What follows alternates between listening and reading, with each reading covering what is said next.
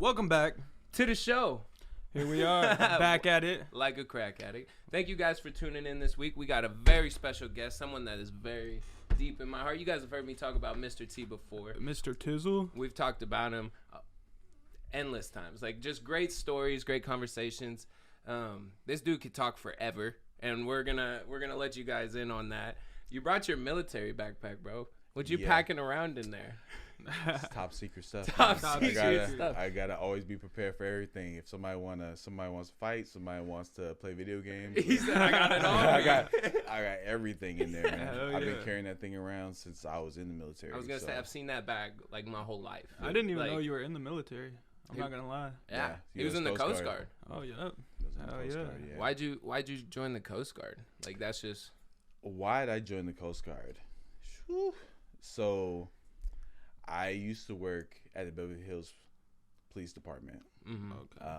Beverly Hills. Beverly Hills, yeah. He was like Beverly Hills cop, huh? Yeah, I was the only chocolate fella over there. So basically, but I was always in like things that were like militaristic. Like I was in the Fire Explorers when I was younger. I was in the Police Explorers. That kind of helped you stay off the streets too, huh, in Cali? I was usually playing video games. So it's kind of like I was on the streets, but like they knew that I was a gamer. So Right. And that was back when you got teased for being a nerd and playing video games and like watching anime, stuff like that. So I always played with kids. Like it was either like, cause I had a little brother that was 7 years younger than me, so I was either playing with him and like his friends, or I was He's playing 7 video years games. younger than you? Which Yeah. one? Tevin, right? My Tevin? youngest one, yeah. Okay. Holy crap! I did not know it was that big of a gap. Tevin Yeah. got a big ass afro. Hey, it's not Afro no more. No, yeah, I was telling that to Like- somebody, and like, they it's were a like, "That's mane. not an afro." But No, it's a mane. It's like Yeah. It's he straightened it. It's like down to his butt. Damn. That's how long his hair is. That's Damn. insane. But yeah, I joined the. So I was doing like a fingerprint class. So people that don't know, I have a semi-photographic memory. So that's why I can draw so I can look at something like once or twice, and I can just draw it from memory. Mm. Hell yeah. So I like cannot do that. so I need like references. so like in my fingerprinting class that we were taking. So my mom and my wife now, my girlfriend then, Rochelle, was we're in this class, and I like in school I never studied, I never wrote notes because like I could just look at it and I could remember. So then the teacher called me out and was like, okay, who knows how to do this? And nobody raised their hand, so I raised mine. And she was like, so she kind of was like, he'll know what he's doing. And I did the whole formula. And she went, have you taken this class before? And I was like, no. And everybody's looking at me crazy. I didn't know that like one of the students was like, he was a part of the SWAT team for the Beverly Hills Police Department. Mm-hmm. Wait, what grade was that? I was in high school. I Oh, was you were like in high school? I was like taking like college courses. And then Damn. he pulled me to the side and he was like, hey, how'd you know that? And I was like, I just, like, it sounds weird, but I just looked at it and I remembered it. Right. And he's just like, you want a job? And I was like, what do you do? And he's like, well, I'm with SWAT with the Beverly Hills Police Department. And I was like, we're like looking for cadets because you're not 21. You can't carry a gun. So you can be a cadet, which means that, like, you can do paperwork and, like, you can go on, like, calls with a certain calls, of course. Pretty much like training, Yeah. like getting you to like Yeah, be a cop. to be a cop. Yeah. So I joined and I like graduated cop in my class. Like I was super athletic. Like I'm a little softer now. No, bro, 'cause I've been working out, You're but quick as shit. Like my whole life, you've been fucking fast. Like, because my spirit animal is Sonic the Hedgehog. that's my spirit animal. Like right? Like you've I just believe- always been quick. I believed I was Sonic the Hedgehog as a kid. Really? I still believe I'm Sonic the Hedgehog. I remember you told me you guys used to do like races around the neighborhood, Yeah, like we just used to- for fun. So literally, so we used to race on the block. That was like what we did. So it was like light pole to light pole, and I was the slowest. And then one day, like I was like, I'm gonna beat him. And then one day, I was just the fastest, like for blocks. Like people came from other blocks to race me. Like that's how fast I was. Damn. And yeah, I ain't never had that problem. Me neither. I ain't never had that one. Nobody from other blocks checking me out. No. No. But so I did that, and so I was a kid. I was 18, 19. I was getting paid. Beverly Hills Cadet. I looked sharp. Right. I was on TV too. I was on TV like so like when I graduated from the academy, they interviewed me and talking to me, and just life was like going good, you know. And then so one day like I was in charge of getting rid of like these old flares that they had, and they're like, hey man, get rid of these flares. And me being goofy, I lit one of them. But like, you know how you try to light something, like it took me like 5 times. I was like, and I was like, and it lit. Yeah. So I don't know if you know, but like you can't put a flare out. No, there's like, no you way to can't- put a you flare can't. out. So I panicked Uh-huh. and I threw it in the stairwell in the police station, Oh fuck! and I ran. What the fuck? I ran. They probably thought you were like a terrorist. Like I ran. So then I hear the alarms going off. So like in the Beverly Hills, like the police department is across the street from the fire department. So the fire department goes over, and the only person that was supposed to take care of the flares was me. So they was calling my phone. I was mortified. He said I was busy that scared. day. Like I was super scared. And then like I went back and they were like, "What did you do?" And then I was just like, "I lit one." And then like the next day, like they let me go. They're like, and they're kind of sad because they're like, it was a dumb mistake. And like maybe if you would have talked to us, we could have lit one. But because of what you did, like the whole city got involved. So we got to cut you loose. And they're like, yo, maybe like you're too mature. Maybe you should join the military and then come back. Mm-hmm. And I was distraught, like, so. Yeah, because that was like your whole plan, right? Yeah, like like, was the cop. To be a cop, And getting told that you're too mature, that gotta fuck. Yeah, like, cause, well, I was. I'm not gonna say I wasn't. I was 19, so it's kind of like I was just doing goofy stuff. Mm-hmm. Yeah. And then, is there a certain age you have to be a cop? Is it like? So 21 is like when you, so like you can join the academy when you're 20, and then like when you get out, like you have to be around 21 to carry a weapon. So, I wasn't depressed, but my feelings were like really, really hurt. Like I was like, man, like I felt like my family, and like I tell everybody because like you can't just act like you stopped, like because everybody knew I was in it. Yeah. So now I gotta say, I got let go, but I didn't tell them why. Right. I got let go. To this day, they don't know why. Well, some people, like now they know because Yeah. it's way in the past. But when it happened, I was too embarrassed to say what happened. Mm-hmm. Damn. And Were you with Rochelle at that time, your wife? Yeah, she knew. Yeah. Like, she knew, of course. Mm. So I talked to my granddad, and like, he was, like, very disappointed. He was just like, well, I guess you got to join the Coast Guard. I was like, no, I want to be a Marine. The option? Like, I wanted to be a Marine. Yeah. And so my grandfather, he's like little background on my granddad, he was like my male role model because my dad wasn't around. Mm-hmm. So my grandfather is like old school, like he's from Kansas, do it yourself type of guy. Like I'm gonna do everything myself. I'm gonna build it. I'm gonna take it apart and put it back together. He I said, don't need no help. Like I'm gonna do it. So and he's in that age group of like get that shit done. Yeah, like he could be dying. Yeah. He could be dying, and you won't know he's dying, and he'll still do it. Yeah. And then afterwards, you look back and be like, "Granddad."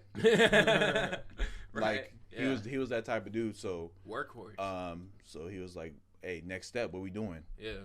Like, what's up? He was like, he was like, so like, what's the next step? And I was like, well, I want to be a Marine. He was like, well, so my grandfather was in the Korean War. He was in the National Guard, and he said that it was something that you're not proud to talk about when you see people get blown away. Right. When you see people that you've like served with, like you have to leave them. Because those are your brothers. Yeah, like you have to leave them behind because of the fight, like stuff like that. So he was like, it's not glorious, and like this was 2005. 2006, so it was like around like when we were going to Iraq. Mm-hmm. This one, like, so we they would have definitely put you there. So I would have went, and like people don't know, like Marines like go like this front line. Like, they're infantry, like first line. So shout out to all the Marines. Yeah, hoorah! Everyone's serving. Yeah. Shout out to all of you guys. So he was like, you need to join because I'm not a tough guy. Like I never try to act like I'm tough. Like I never try to be like I'm from this. Like just because I'm from LA. Like I'm a nerd. Like I'm a geek. I'm like I just got some size on me. Yeah. Mm-hmm. And you don't take crap from no one really. Like has that always been you though? Like have you always just like fuck other people's opinions? I'm gonna just do what I want. And we're back. All right. So back about like my granddad. So that's the type of dude he was. Yeah. So he's like, what's next type of thing. And I'm a super emotional kid, right? So I'm very emotional. Like even now, like I just like because I'm older, like I know how to control it. But I was like if we were friends and like you did something to like hurt my feelings or like you were like we're not friends no more, like I would cry because like I really took that like, well we're friends though. Like why would you why'd you do that to me? Like we're and we're then boys. Like I learned that like not everybody that like says they're your friend or is your friend. Like that word means different things to different people. So like you have to understand what someone else means when they say friend. So when I mean friend, I mean like even if I don't talk to you for like 5 years, like you're still my friend. Right. Like that friendship never ended. Like it just we moved or like I grew. Like it does like we're not. It doesn't mean we're not friends anymore. It's just we just life is. See you when I see you type shit. Yeah, it's like those type of people that like I like as friends because I don't really like I don't like vampires. Right. Just you know, like, I don't like people that like need you. Like where they can't function without me calling them. Nothing.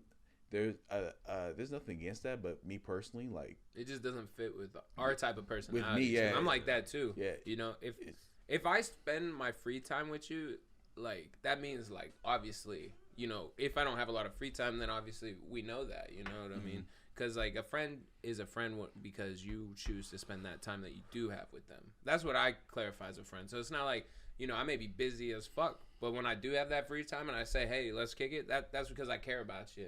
And I don't need to see you or talk to you every day for you to still think, yeah, I care about you, you know? Yeah. But it takes a maturity level to get there, though, because some people just need attention and constant reminder of love. And, you know, that stems from a lot of trauma probably and, like, just things people didn't have. And so, like, I get the clingier relationships. I definitely was like that in my life before, you know, until I got to a certain point. And then when I was older, like, and you moved away, you know, you moving away really helped with that part of it. It's like, you know, just because T's not in the state doesn't mean he's not like my best friend still. Doesn't mean I'm not going to see him when he does come down. So like that kind of helped like at a younger age input in my brain that like friends doesn't have to be, you know, next door neighbor or like down the road. You're seeing them every day. Friends could be across the world and friends could be, you know, right at home. It's just wherever you find the time to make that friend. Yeah, exactly. Because I remember that. We'll get back to the Coast Guard thing, but but like going back to your, I knew that when I was leaving that like you guys were heartbroken, like you, Dante, Hogan, like a lot of kids were, because I was like a role model, right? Like I don't want to like. Well, you filled that light where most of us didn't have dads. You know, like the most kids that you connected with, or that I feel like connected with you more, is because you filled that position where people weren't there, you know? And like, you know, not intentionally, but like just being the positive self that you were. For us as young kids, we're like, oh yeah, we want to be like that because he's got it going on, he's doing it right, you know, always happy. So why wouldn't we want to do that, you know? Exactly. Yeah, it's I was like that because I knew what it was like not to have a dad. But then circling back to the Coast Guard thing, your granddad seemed like he played that for you. He was, you know, like he was there. He stepped up. Yeah. You know, like, respect. nothing ever replaces the bond you have with your parents, like with your mom, your dad. Like they're always like that's your blood. Like even if, like sometimes like because you want to be so close, like the pain, like they done something, like you're more angry because you want to be close to them. Right. And sometimes like people's parents, like you never get that, so you end up saying, you know, like screw them. But really, like you would love to have a relationship with them. Right. You know, like because those are your people. They made you. Yeah, those are your parents. So right. Just like our sister. Yeah. So it hurts. Yeah. It like I know how like luckily for me, like I have my mom. But going to school and you see people going like, yeah, like me and my dad went on this trip. Yeah. And it was hard, dude, as a kid. And then people and then kids not meaning to hurt your feelings or anything. Where's your dad? Right. Yeah. I don't know. Yeah, like, exactly. I don't know where he is. Like, I wish. Thanks for pulling on my heartstring. Thanks a lot, Jimmy. Yeah, it feels good. How's it feel to be with your dad? Yeah, look at me and my dad going fishing. Yeah, fuck your dad. Fuck your fucking fishing. Right? Like, I They start remember the crying. donuts for dad shit, bro. Like, you remember that shit at daycare? Or not daycare, but they do, like, school events where it's like, Yeah, bring where your it's like dad. dad And it's yeah. like, do this. Yeah, I never got to do that. You Yeah, know? it's like it's a feeling that kids who have parents, they won't understand. So it's Right. but kids who haven't had it, like we all know Mm-hmm. that it hurts. Like there's no feeling like not knowing where your pops is, Right. or like not knowing what he's doing, or like being embarrassed like what he is doing if you do know what he's doing. Or where he's You at. know, You know? and so that stuff sucks. You know, like, so I remember when I was in the daycare, like I felt you guys, like it saddened me to see like I was looking at myself but different versions, like, and like you see like the one story, and then like I said, we're gonna get back to the coastal because my life is like everything's connected in my life. And that's why, just so you guys already know, this is gonna be a longer episode. You know, T's got a lot to say, and he's such a like wisdomful person, and just the way he thinks, I feel like could benefit a lot of people because it's benefited me in just the aspects I've used it in. You know what I mean? So just take it all with a grain of salt. Usually this is all, you know, comedic purposes, but really try to find something out of this episode. Cause Actually, so stop right there. So I'm talking to you guys, right? if like growing, if taking responsibility for your life, if that's not something that you're interested in, you should probably cut it off right now. Like I am funny, but I'm funny because of all the hurt and I don't even want to say that because like my life hasn't been that tragic. Like there's people who have been through way worse things than me, but like I think that my life changed when I took responsibility for stuff that happened, and like changing, like you can't wait for things to change, you got to change them. So there's people who don't want to do that, who people want to blame other people, and so this whole thing is just about me like learning to take responsibility for my life, and like that's actually brought me to where I am now. So you don't like that? Same for you. Keep you know on what I mean? scrolling. Keep on. Just go. Thumbs down, right? and then we'll find you. Yeah, we will find you. No, but so the one day that really like there's actually two that really like, oh man, it was actually, so I'm gonna say three, then I'm gonna stop there, but one that like really like I cried after, but it was like Mike. I don't know if Mike's watching this, but he was a kid that like his dad was in, you know, he was in jail and stuff like that, and Me and him used to butt heads. yeah, because you guys were the same. That's why We You were guys really the alike, same. Yeah. So he comes in, he's quiet. I'm like, hey, what's going on, Mike? He's like, hey, T, whatever.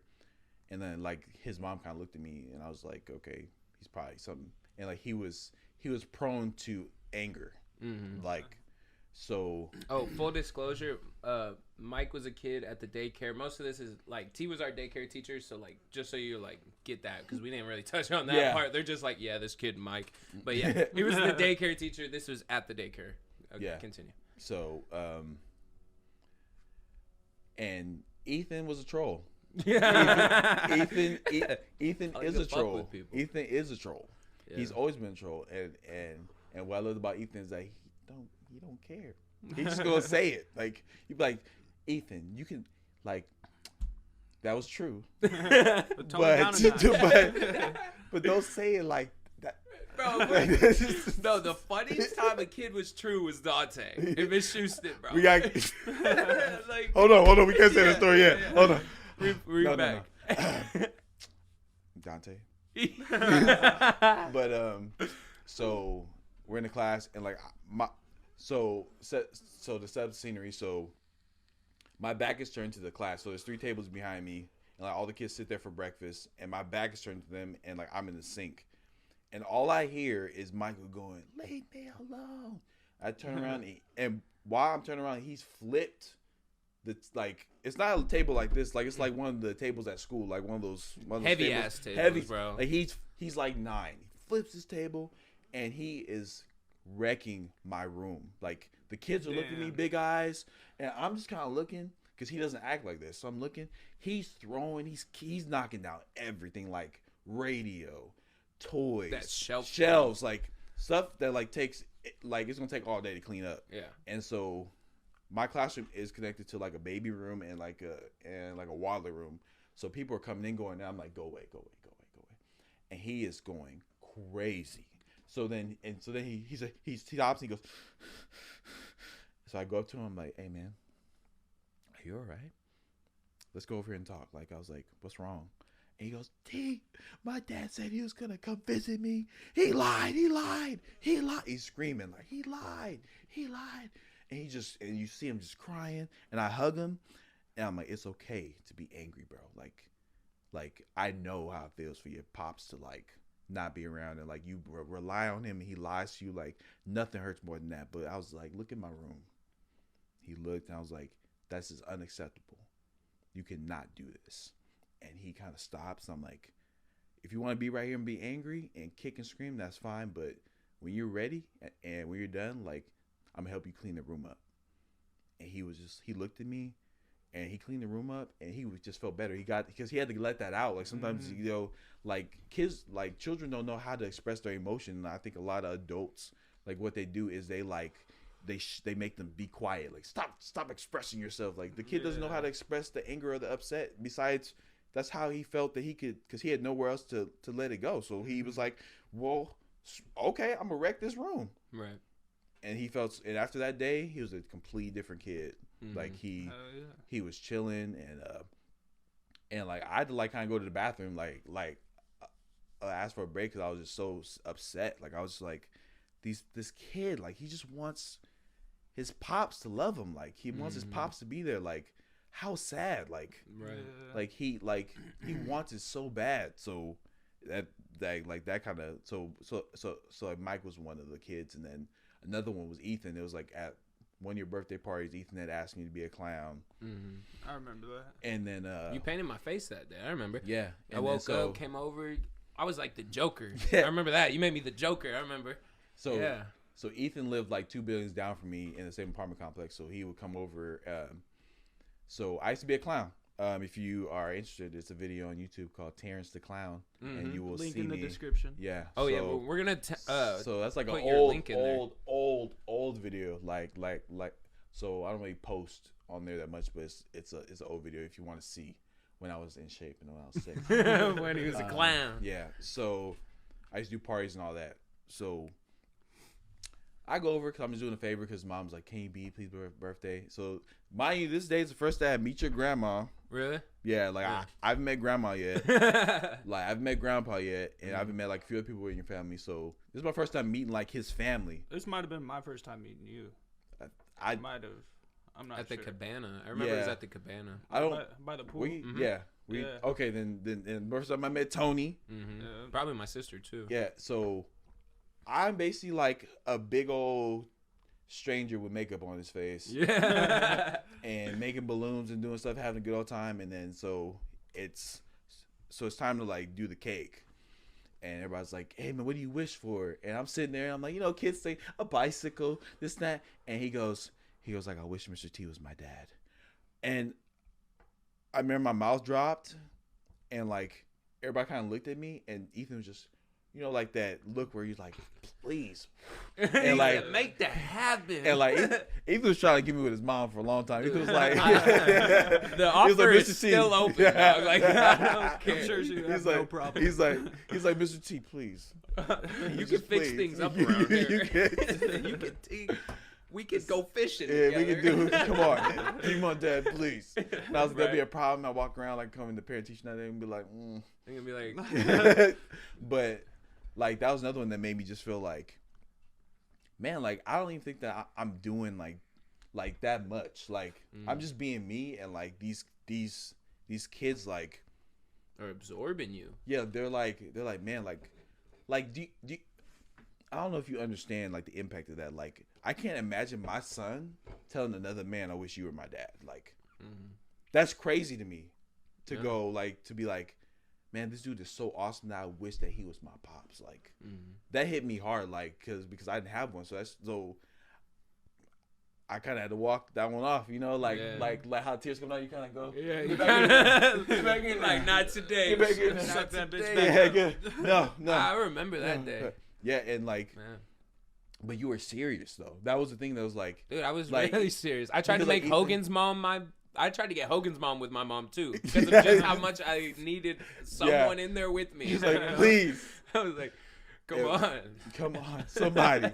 So, you know how everyone's talking about what's my calling? What's like sometimes like your calling isn't this big huge thing on TV, movies. Like sometimes your calling is just your neighborhood. Sometimes it's just the people that you're around. Like first try to impact the people that are close to you before you try to be huge. And it's kind of you need like life is about building relationships. To me, it's about like it's a bunch of bridges. Yeah, and some people lose like sight of that, and they're so selfish that they want to be so big, but they have no one there. Like they have no people that love, like no one that loves them for real, no one that's really there for them. But like as soon as like you fall, then you're gonna want to crawl back to those people and go, hey, remember me? It's kind of like, I was here the whole time. Like I was here. Like, but so swinging this back to the Coast Guard. So my grandpa was there, and mind you, I could not swim. Like I maybe almost kind of dog paddling. Like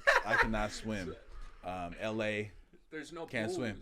Well, there are pools, but the pools are full of like hair products, and like there's like weeds floating.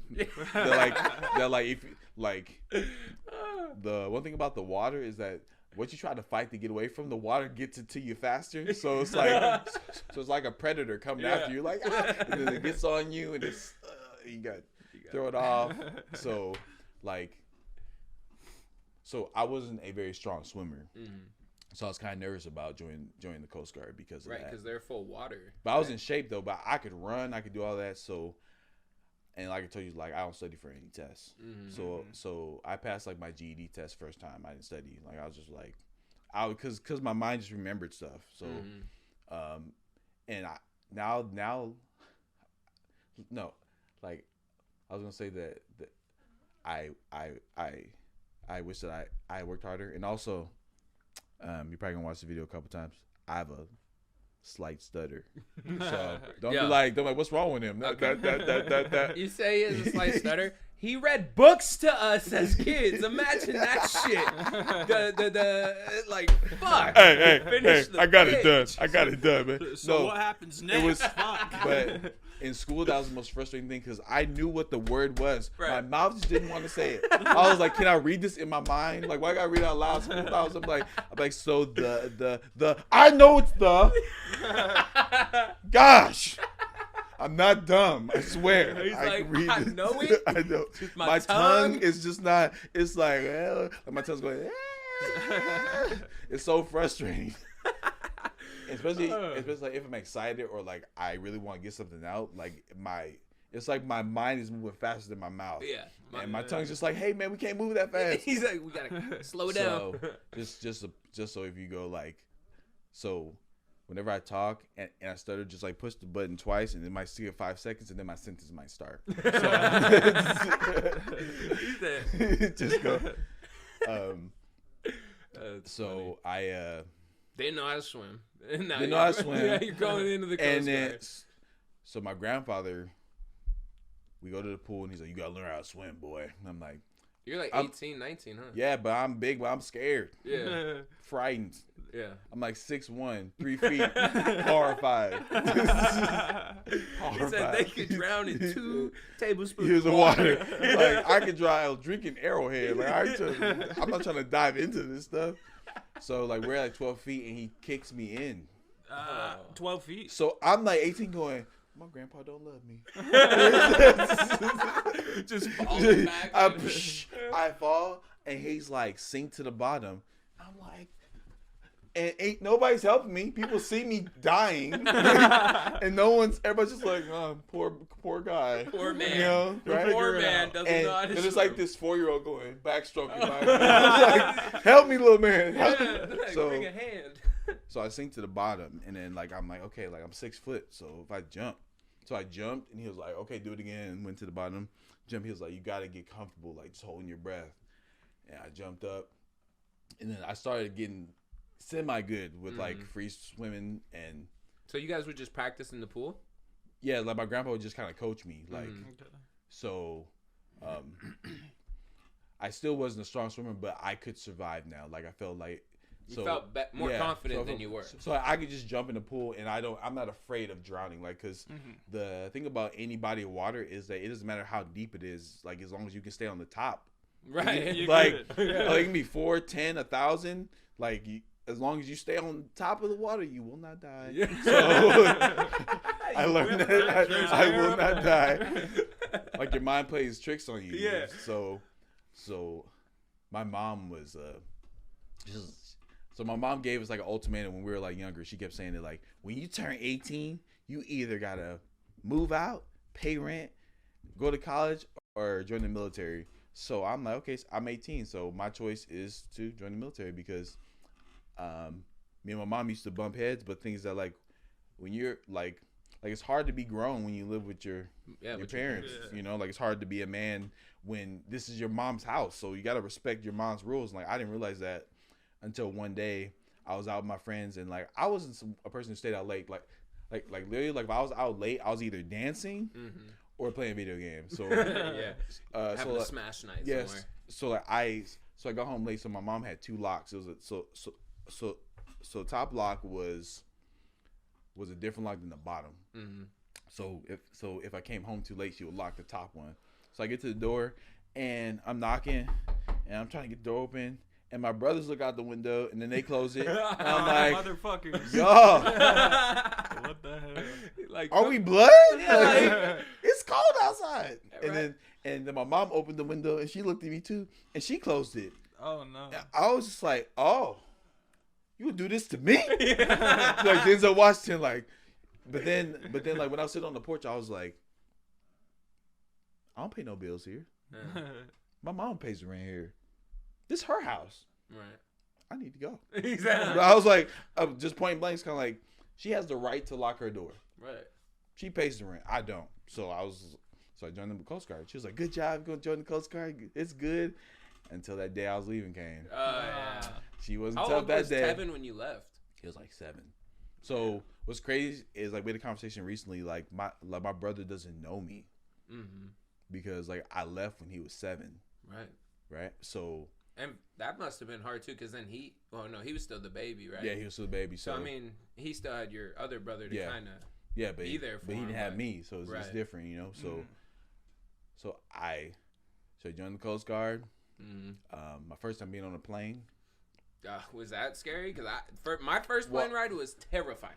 I was just like, yeah, like I was gripping seat, like my ears are gonna pop out of my head. I don't know what the fuck is happening. Every little shake, I'm looking around, seeing if anybody else is freaking like, out. I'm going up. I'm like, okay, I'm going to Coast Guard, and I was like, so we shouldn't be in a plane. This is the Air Force, so we should be, and then in the water. And we should be in the water like this. So yeah, getting a can with wings and fly across the world. That sounds safe. That sounds great. Yeah. That's like something the Coast Guard does a lot. Yeah. Like they're pros. And then what's funny about what you said is, like, you're up in the air. You grabbing onto the seat is not going to save you. No. But you think it is. Yeah, you're right. Like, all right, I feel better. You feel more stable. So we flew, and this when the PSP came out. So I like music on my PSP. So I'm just sitting there, and like I slept through the flight to New Jersey. And so I'm talking to all these people. We get in New Jersey, and we're on the bus, and everybody's talking. And I had already been in like the police explorers, fire explorers, stuff like that. So I had already been used to like standing attention, and so I was ready. This one chick, she was not ready. She wasn't ready. She wasn't ready. So I'm painting the picture for her. She was like slender chick, maybe like 5'5", long brunette hair. She was like more like athletically built. She had on a skirt and some heels on, going to boot camp. What the fuck? Apparently, her recruiter failed her. So we pull up to the gate. Everybody's talking like until we see boot camp, and it just goes silent. And so you drive in, and it's like a big building, and there's 4 company commanders standing there at a parade rest with their hands behind us. And I'm like, he's like, I'm ready for this. I love working out. Like, I loved working out. I was like, ooh, let's go. So they on the bus, go, get, go over there, stand over there. Everybody's freaking out but me, because I've been used to people yelling at me. So I get in line, and the chick with the heels. Like, so the worst thing is to stand in line and they come man walk by and they go, and they look back at you, you in trouble. So he goes, oh, American Top Model, huh? Oh, why don't you do a one-way walk for us? So they made it like a catwalk. They're like, woo, whistling and go, yeah. Like, drop to the floor, don't let them push us out. This isn't a fucking fashion show. And I'm just like, and they go, who laughed? I was like really bad at like hiding it. So I was biting my cheek. So yeah, biting my cheek, and it's like, oh, you think you're pretty funny, don't you? Sonic the Hedgehog shirt on. Oh, you think this is a cartoon? You stop and do some more push-ups too. And I'm like, and I'm laughing. He's like, oh, we got a funny guy. We got a funny guy. And so I'm doing push-ups, and he's like, oh, look, your arm's shaking. You're getting tired. I was like, sir, no, sir. He's like, oh, he's super tough. 100 push-ups. I'm like, my arms are, and he's like, get up. I'm gonna keep my eye on you, son. I was like, bring it. I mean, like me, I was like, bring it. Like I'm ready. Like I'm here, right? So boot camp was fun. So you have to go through. You get your shots, and like I said, I was. You have to put a shot in your butt. No, because I know my grandpa had to get that shot when he joined the Marines. That was in like '67. So. Well, poor grandpa back in the day, they did a lot of things they shouldn't have done. Yeah. So they put a shot. He said that they would just walk down, and there was doctors on each side, and you would just one arm. Yeah, that's well, and then the butt right at the end. Well, so that was true. So there was like 2 days of like vaccinations, like almost like probably more. Like it's been a while, but there's like at least a day. You're really walking down like it's like a corridor, and you're getting shot. But when I was in there, like guns. So they just like shot you, boom, boom, boom, boom, and like your arms swell up, and then they give you like a smallpox shot, which is the actual live virus. Yeah. So like you have to have like a patch over it, and like, if it pops, like people are catching it. Like this is real. Like so they teach us how to clean it and take care of it. So I was a jokester. I was a clown. So, but I was really in shape, and so like rest in peace Linger, which was one of my buddies that was in there. Like he died like 2 years ago, but he was one of my buddies from like New York. He was like, "Ayo, son." So so you all get together. There's people from all over the U.S., like from Guam, from Texas, from like there's people you would never meet otherwise. They're all in this group, so you can imagine all the different colds and just like colds and stuff. So there's like a week where they call it like, I can't remember the name, but basically like you're sick as a dog for like a week because you're getting exposed to all the stuff you would never get exposed to otherwise, and you still gotta work out, push ups, go to class. Well, that stuff actually helps your immune system. Like working out when you're sick. Yeah, that's so sweating and just getting it out. Like they no mercy. Yeah, no. Right? So, like I said, I couldn't swim. Yeah. So there's one day where there's like ice cold water. And I think they actually like make it cold on purpose. So, so it's like a 12-foot pool all the way around this pool, and then so you're in line basically. So you climb up 10 feet to like a platform, and then you jump in, and then you have to swim like 100 meters, which doesn't seem like a lot to someone who can swim. But to me, it seemed like far. And like if you've never jumped in ice cold water before, like. So I get up top and I can feel the cold. I jump and it feels like my whole body, like all the air in my body gets pushed out. I have no breath. I go under and I panic. All my doggy style training it's gone. So I grab the side and like, okay, you're gonna be in swim class for. So like, you can't graduate boot camp until you pass that swim test. Yeah. So the cool thing about that is that like, you get up earlier than everyone else. And the swim instructors aren't like the company commanders, the people who yell at you. They're just regular Coast Guard people who just train you how to swim. So it's a more peaceful place. So I like swimming. Right. So better way to start your morning, I bet though. So I was like, boot camp is like all about mental strength. So they want to break you down to like build you up. So like if you're mentally strong, like you can get through all that stuff. So fast forward through, there's a night where we have to clean up like the office, right? So you guys all know like the Smokey the Bear hats that they have. So like they earn those like people in the service go to classes to earn the right to be like a company commander to like train other trainees. So that hat is really important to them. Yeah. So me being the clown I am, like you took someone's hat. I go, Oh, I see it, and I put that joker on. I'm like. So he said, I'm company commander. So I'm about to scare the crap out of everyone in my squad. So I go out the office. I'm like, hey, they're all like standing attention. I was like, oh, you think this is funny? And then so I lift my hat up. I'm like, I'm just kidding you guys, not knowing there's a company commander behind me. Oh, the whole time. Fuck. Oh, I bet you he loved you after that one. Yeah. So I turn around and he's like, so you know I have to report this, right? And I'm like, oh crap. So I'm meditating on this all night. So I wake up the next day, go to swimming. So one of my I had 3 company commanders. So like another group's company commander called me and told the other one. So he came, so I'm swimming. He goes, so you know you done messed up, right? And I'm just like, yes, sir. He's like, so he's gonna be waiting for you. Yes, sir. All right, enjoy your swim. He walks off, and like whenever the company commanders talk to you calm, you kind of got to be nervous. Yeah, you have because to because they're usually yelling, aren't they? So like, fuck. So I go into my squad bay, which is where you sleep. So whenever someone that's like ranked higher and you walk to the room, whoever sees them first has to yell, attention on deck, and everybody has to stop doing what they're doing and stand still. So he comes in, attention on deck. He goes, where the fuck is Thompson Taylor? And I'm like, Thompson Taylor, all right, sir.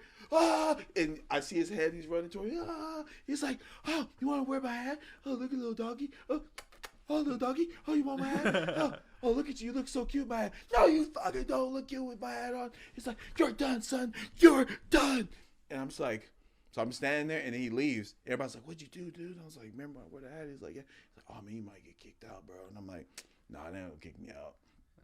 So I've been reverted 3 times already. So getting reverted means that like you've done something to get sent back a week. So now I have to call. So every week I have to call my mom and tell her, hey, the graduation date is a week later because I being goofy in boot camp. But you can't call nobody. Like nowadays, like they give you cell phones, but I didn't have my cell. I didn't have internet. There's no way to like communicate with your family outside except for letters. So I wrote. So my wife now, I love you, babe. Wrote me letters every single day. Every day. People were jealous because I got a letter every single day. But so this time, like they bring me in, they're like, hey, pack all your stuff.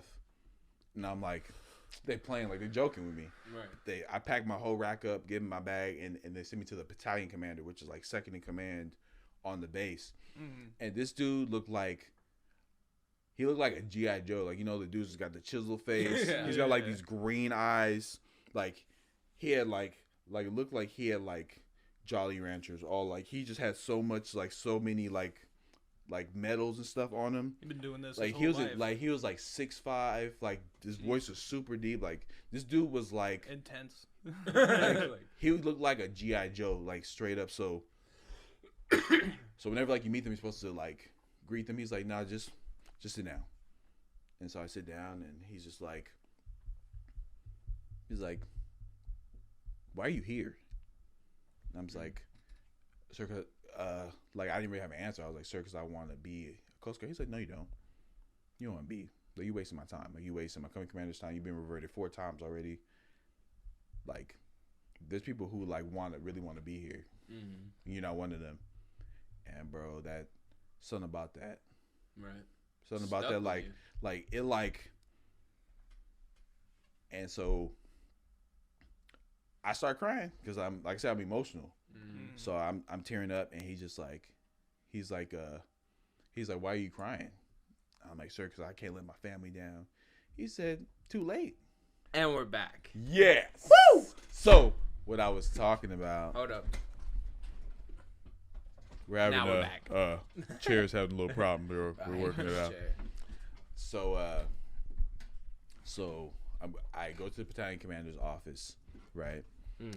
And I fast forward, I'm crying, and he's like, "Why are you here?" Whoop de whoop. And then he's like, so prior to this, so 2 days before this guy, his name is petty officer veteran. He's a BM1. Like, I don't know if he's still in the Coast Guard or not, but this dude like changed my life. So I'm like doing drills one day, and wait.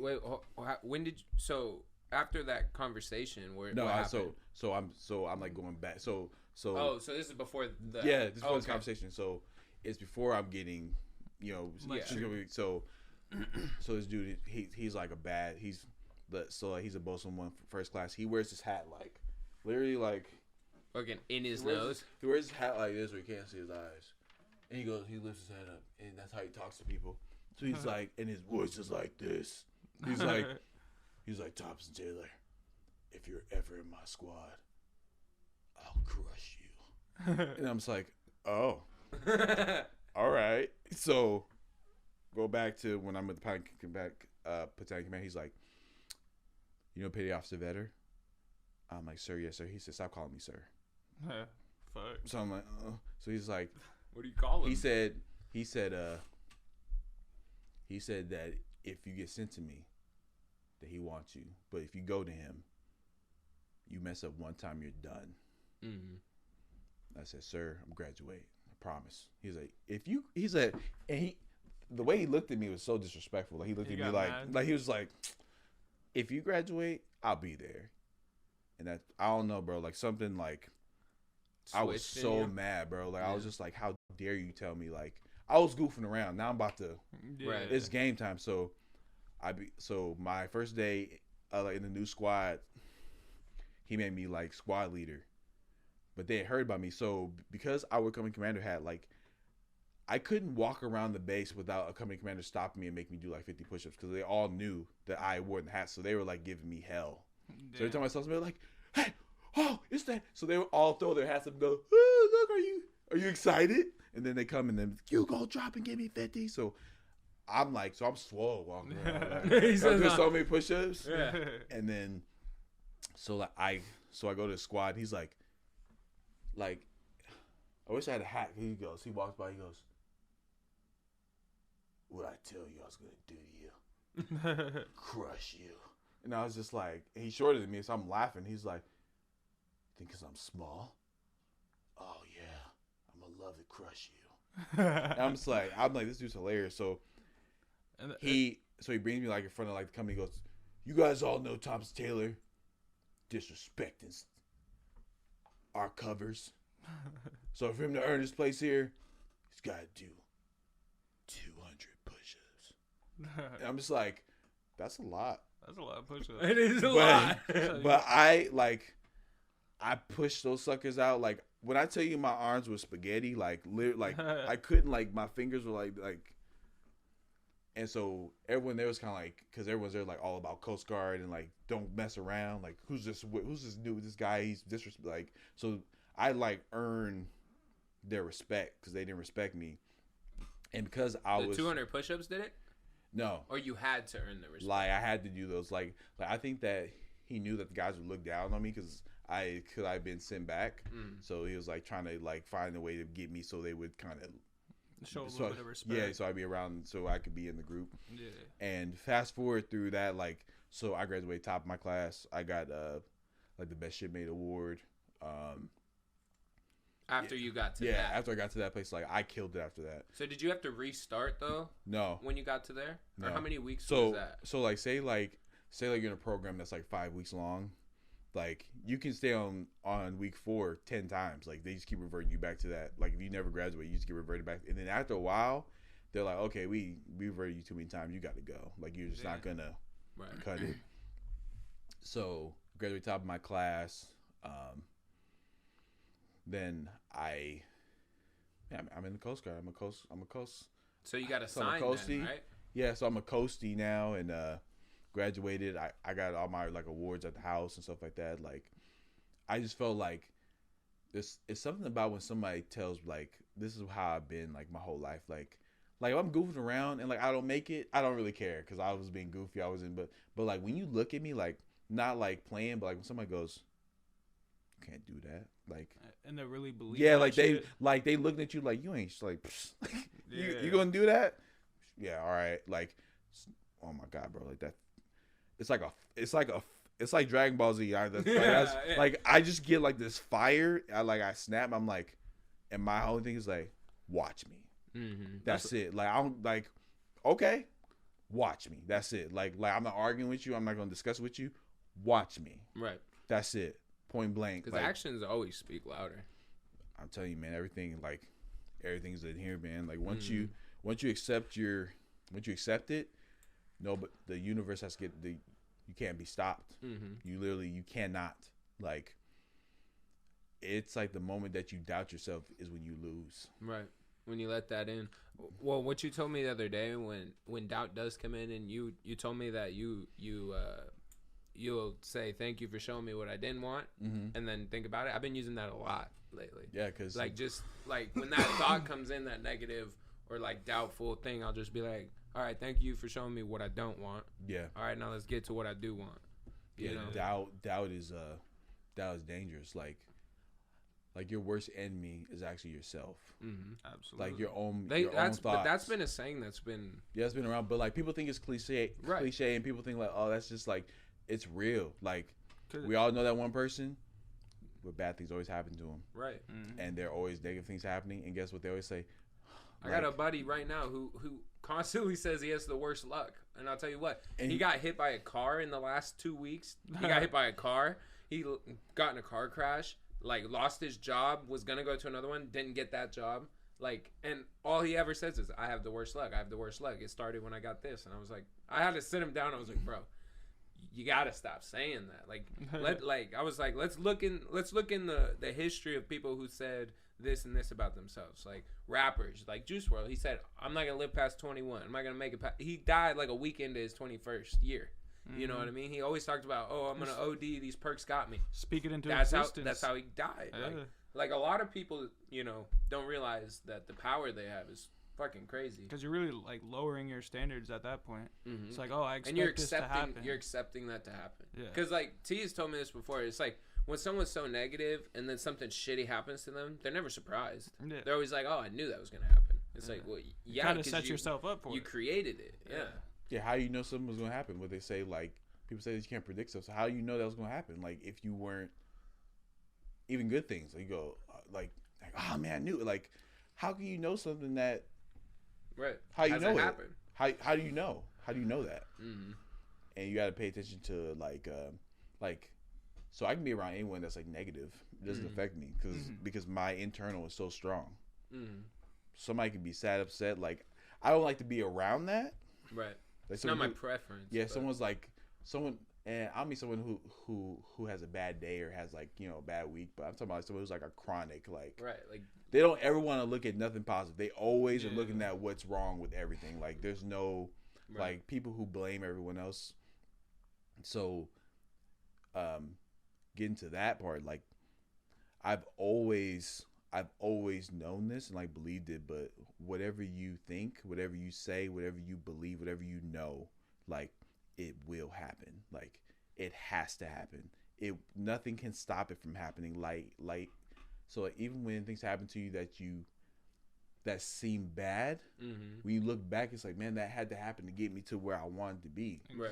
Like it's like so like while you're headed to that. The end. Like the end is what is all that matters, right? Right. So I'm about to talk about the Bible. So if you don't like the Bible, just like fast figure forward. It out. Yeah.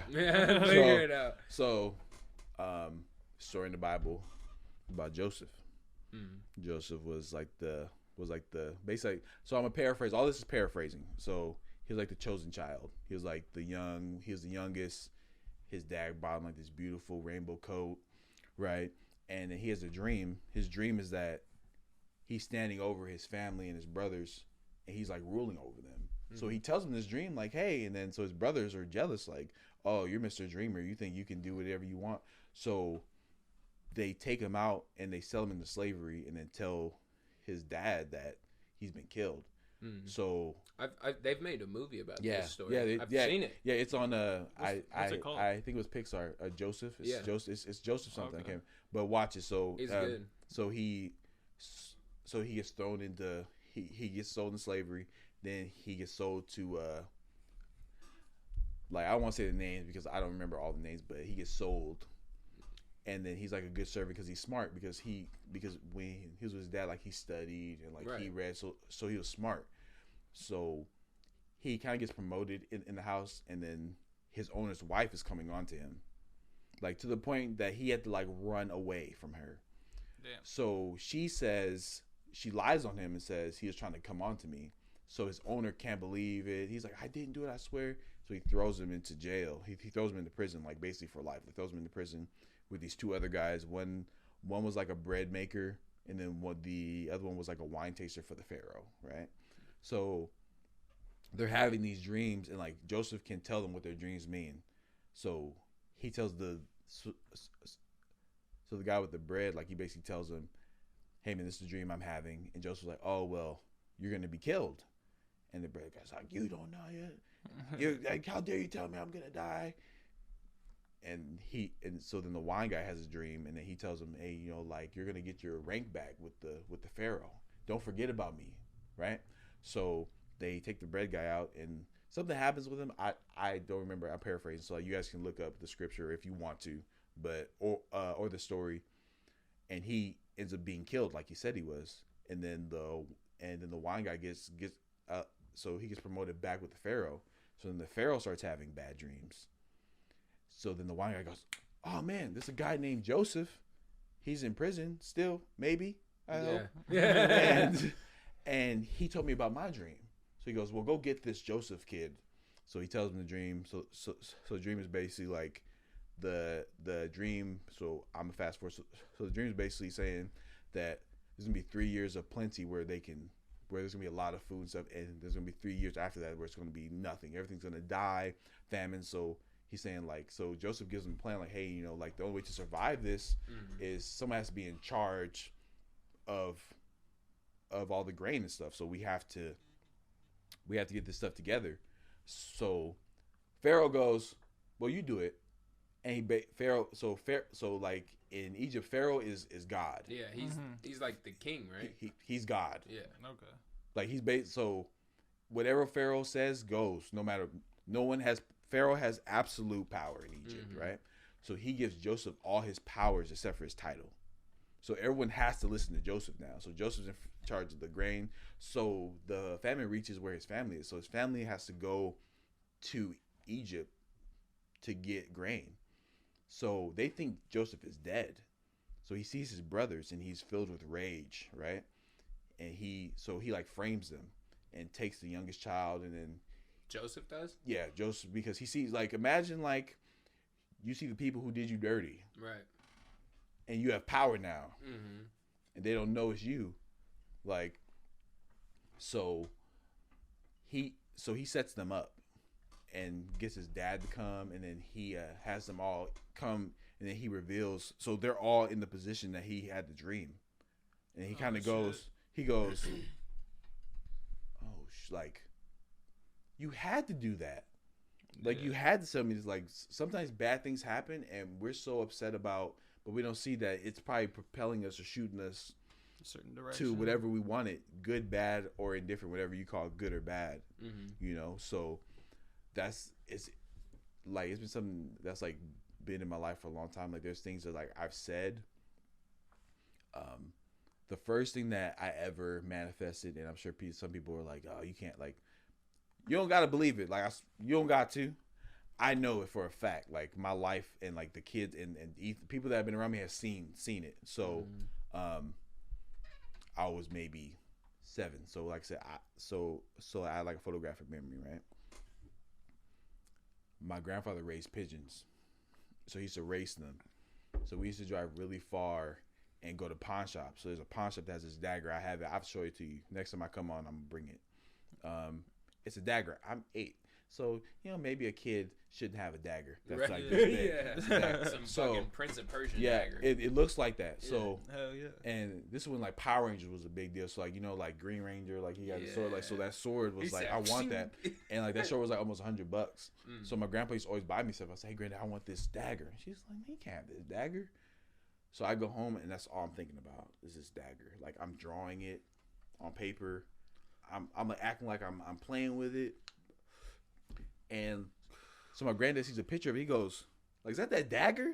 I'm like, yeah. He's like, how'd you draw that? And I'm like, I just remember what it looked like. Mm-hmm. And it's like maybe like a month later, like we drive back out, like in the same area, and like go to the same pawn shop, and it's still right there. And he goes, oh man, it's still here. And he goes, and he looks at me, and he buys it, and he gives it to me. So I don't know what you want to call that. But, manifestation. So, like, and like when I say manifestation, like I don't mean stuff popping out of the air like a genie. Like things start to move in your life to get you to to get what you want, right? So, I've had like these guys do like an exercise with me before too. But like, if you're watching and you would like to do this exercise, I always say, you know, like, just close your eyes and put your hand out, not your physical hand, but like but the hand in your mind, and hold a golf ball in your hand. Fill the holes in it, and now turn that into a tennis ball. And now turn that into a baseball. Like, now you open your eyes, like, you felt that. Mm-hmm. What is that? Like, how can you feel something that's not in your physical hand? Like, how can you, like, if I tell you to, like, smell chocolate, like, you can smell chocolate without the chocolate being present. Like, what is that? And, like, if I tell you to say, like, if I say, don't say that I'm great, in your head, you just said it. Mm-hmm. What is that voice? What is that? Call it whatever you would like to call it. Like, imagination is God. Mm-hmm. Like, the Bible says that God spoke the universe into existence. Like, the power of your voice. And there's a study that, I don't know if they're going to put it in the inscription or not, but look up like the water study. So there's a study that they did where they had 2 jars of rice, and then one jar said love, and then the other jar said hate. And they were told to say that I hate you, you're ugly to this one pot of rice, and say I love you to the other one. After about like a month or so I don't remember the length of time, but the rice that they told these hurtful things to started molding and dying. And the other one, nothing changed about it. Mm-hmm. Really? Yeah, look it up. Like, that's a cool ass. So it's a study. So that's the power of your words. You ever heard when like someone that you love tells you you suck, or how you like it feels like your body's like contracting. Like it feels like your body's like high percentage. Like all your cells have water in them. Yeah. So when you speak hate into someone, you're killing them. Damn. Right. And when you speak, that's why I like that's why you like being around people who are happy and people who speak good about you, because they're speaking life into you. Mm-hmm. Like, man, like saying, that's why everyone who knows me, I say I love you. Right. I don't care. Like Ethan, like we hug. Call it whatever you want. I don't care. Like so energy is real to me. Mm-hmm. And it's real, bro. Like you can sense energy from people just like walking in. Mm-hmm. You know what I mean? You ever heard someone go like, I don't even know him, but I don't like him. Yeah. It's that vibe. It's that feeling. Like you could just read a person and kind of like, it's not every person, but like you can get a kind of feel just by how they present themselves in a room. Like just how they walk in. What did they say in Drill Bit Taylor? You decide what you think of somebody within the first 10 seconds of meeting them. Yeah. And that's based off their energy and how they present. You can feel themselves. people. You feel someone where like you have to like kind of like check for your wallets in your pocket. Yeah. And you don't even know them. Mm-hmm. And animals have it. Like usually like the deer that runs last dies. Right. Like you can feel like I've walked into places where I'm like, we need to leave. Right. Like, and I don't know what it is, and it doesn't matter. Mm-hmm. I leave. Just trust that. I just trust you have to, because you have that feeling for a reason. Like people get in their minds and in their heads think, oh, it's fine. Something. Yeah, they try to convince themselves. And usually we see you on missing people, like yeah, we see you on, gone, we see bro. because like we looking at the papers, like where the fuck did Jimbo go? But like, in most of it's like I knew there was something, but I didn't. Like, I don't play with that. I don't, me personally. So the people that I'm around, and I know how to protect my energy. So I can be around people somebody who's negative. I can be around but the reason why I was like drawn to children was because they don't know how to protect it. Children are vulnerable. Children, like, as you're growing and like developing, like your brain is mostly water. So I remember the one thing that made me mad more than anything else was when people were like, yeah, Ethan's this bad kid. Dante's not going to grow up to be anything. Hogan's going to be a piece of shit. It's like, how dare you tell this child? How dare you tell this kid what he is not going to be? You don't know. Yeah. And how dare you tell it to their faces? Right. You coward. Like any adult who speaks like that to a child is a coward. And I have no respect for them at all, period. You're a parent. Being a parent is like, I take it very seriously just because I didn't have my dad. Yeah. I speak life into my children. I feel that too. Like, without having a dad and, like, my mom being the way she was, being a parent, to me, is, like, that's the number one job. You know what I mean? Like, that's the job that you should want to work at every single day to be better. Because, like, it's like we're here on earth to do, you know, what we're here to do. But then, that's the one thing that's, like, you know, like life changing, you know, not like life changing, but like it's like you're made to do it. Yeah, like you're made to do that. You could shape this kid to be fucking great. You are like anyone who changed the world. Let's talk about like Tupac or Martin Luther King, like people who've like they were children at one point. Can you imagine if an adult discouraged them? The music we wouldn't have. Right. The world would be completely different. Like, you have to like protect the youth, the children. Like, no, even adults, because some adults, what happens is some adults have been crushed by adults, so they think that that's what they're supposed to do.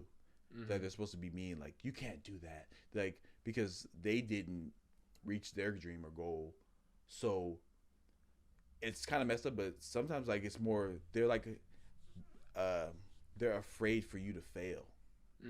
Like, they don't mean any harm. Sometimes. They just don't want you to get your hopes up or anything like that. Give them up. Yeah. Me, I'm like, my kids. You can like, and drives me crazy, and I get very upset with my children when they say I can't. Yeah. Can't just solidifies you never will. Well, can't to me just take the T on the back, put in the front. T can. Yeah. You know? he said you can. T can. T can. But. And so my son went, like, he just couldn't get his sock on. He was getting frustrated. So, I can't do it. And I said, you can. Say it. I can. Say it. I can. And whoop, sock went on. Yeah. Hell yeah. Yeah. You can defeat yourself. Like, you can defeat yourself. Like, you can do whatever you want. Literally. Yeah. Like, some people don't believe that because they've restricted themselves. So the only limit that you have on yourself is what you put on yourself. Right, the one you set. You know? Not saying that, like, you're going to be... And it has to be something that you genuinely want. Because, like, you can say, I want to be... Like, I can say, I want to be an astronaut. But unless you really want to But I really don't really want to be an astronaut. Right. But because I say that, and then someone goes, well, you said that. Every time you say something, it comes true. But it was like... I mean, when you speak something from your heart, from your soul, heart's fire. Yeah, your heart's fire. Yeah, you saw that movie? Yes, yeah. I love that movie. I fucking cried. That movie made me cry so too. Much that movie because made me like cry. the deeper meaning to it just had his brother, because of his brother. Yeah. Well, that hit me hard because my pops wasn't there, so it's right. Kind of, me too. Me too. And I'm the oldest brother. Right. So that movie. That movie's fucking. That movie's great. Onward, great ass movie. It's like one of my favorite movies, bro. Seriously, me and Tony watched it. Yeah. Well, because you guys are brothers, so it hits different. Right, different. I was crying watching it, and I look over and he's tearing up. I was like, bro, this is a great movie. Well, he goes like, top cinema, bro. Top flight. Top flight cinema. Where like Disney usually talks about princesses and stuff. This is actually like some real stuff like a real story that happens. Real like, situation. Yeah, like your dad is gone. It's kind of like, hey, like you're so busy looking for your pops. You had someone who was doing that with you all the time. Like Right. you had that. That movie, like every time I watch it, like dude, I cry every time. Like, every single time. like I don't know why my eyes are wet. Right? It's like I'm sweating. My eyes are sweating. But that's funny. You were talking about like you have like your heart's fire, because I was talking to him the other day and I was like, say it from your heart's fire. Well, I feel that like, so Disney movies, like, there's a lot of hidden meanings in movies. Oh, yeah. And like especially Disney and Pixar. Like Disney most movies is like all about like, it's about like believing, seeing, like knowing. Yeah. Like you can do it. Like right, because they usually take that like beaten down character and they get to the top by the end of the movie. Because somebody always say, well, you can't do it, get down, like stop trying to be great. And they usually show that character in the movie, the one who's like hating on the main character. Well, do you know that like so like Walt Disney, so like Walt Disney was told when he was drawing when he was younger, like teachers like, flowers don't have eyes and mouths. He said mine do. Yeah, absolutely. And then she said, well, you're not gonna make it anywhere. Bitch. What? And look at him now. Look, Disney, his son loves it. Disney everywhere. No, but the thing is, those stories make you go. Imagine if Disney would have accepted that. Right.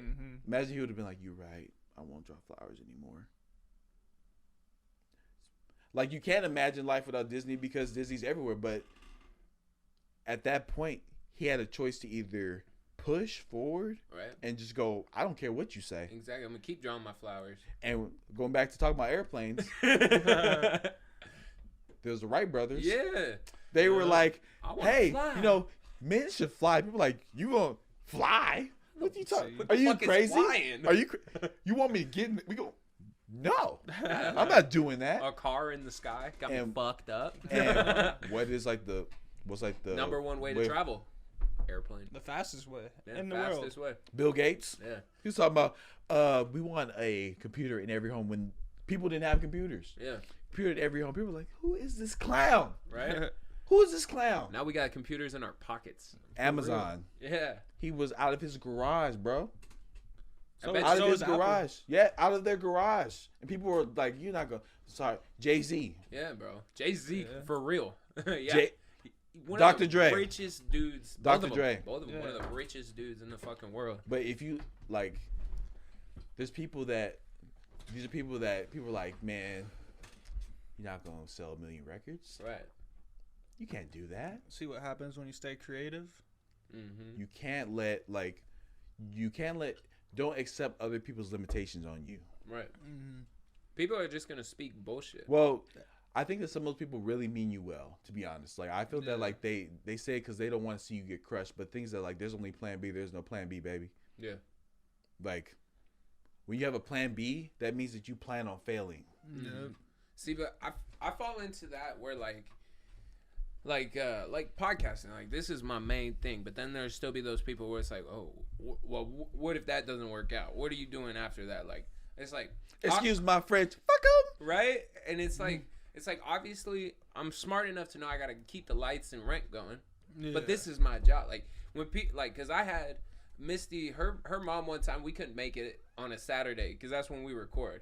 And, I told Misty, I was like, hey, Saturday's record. You know that. So, like, we can't go that day. We're going to have to go the next day, which is fine, or after we record. We get there, and her mom's like, oh, well, you guys were supposed to come over yesterday. I said, well, actually, Misty should have told you that I record on Saturdays, and that's a job to me, so I'm not gonna miss that. I got even work for this, and people don't get it. They always want. The thing is, they don't have to. Right. It's not like it's hard to do with a spouse too, though. This is your dream. Right. Listen to what I said. This is yours. I do not see what you see. Right. This is yours. How am I going to tell you what's good for you? Exactly. What do you want? Like, that's what, like, you don't have to explain it to people. And that's what I've stopped. You don't, like, the things that, like, you don't owe anyone. It's all up here. Like, you don't owe anyone, like, an explanation. Yeah. You don't owe, like, you can share if you want to, but people think that you owe them something. Right. Like, you don't owe them anything. I live by that. I try not to explain myself to nobody unless I need to. Have you found that people resent you because of the way you think? Because fuck, bro. People just it's because they hate us because they ain't us. I genuinely think that you ever watched what's that movie? So there's a movie where like you're born a certain type of way, and then you have to take a test to like be like 5 different like there's 5 different Divergent. Yes, that movie.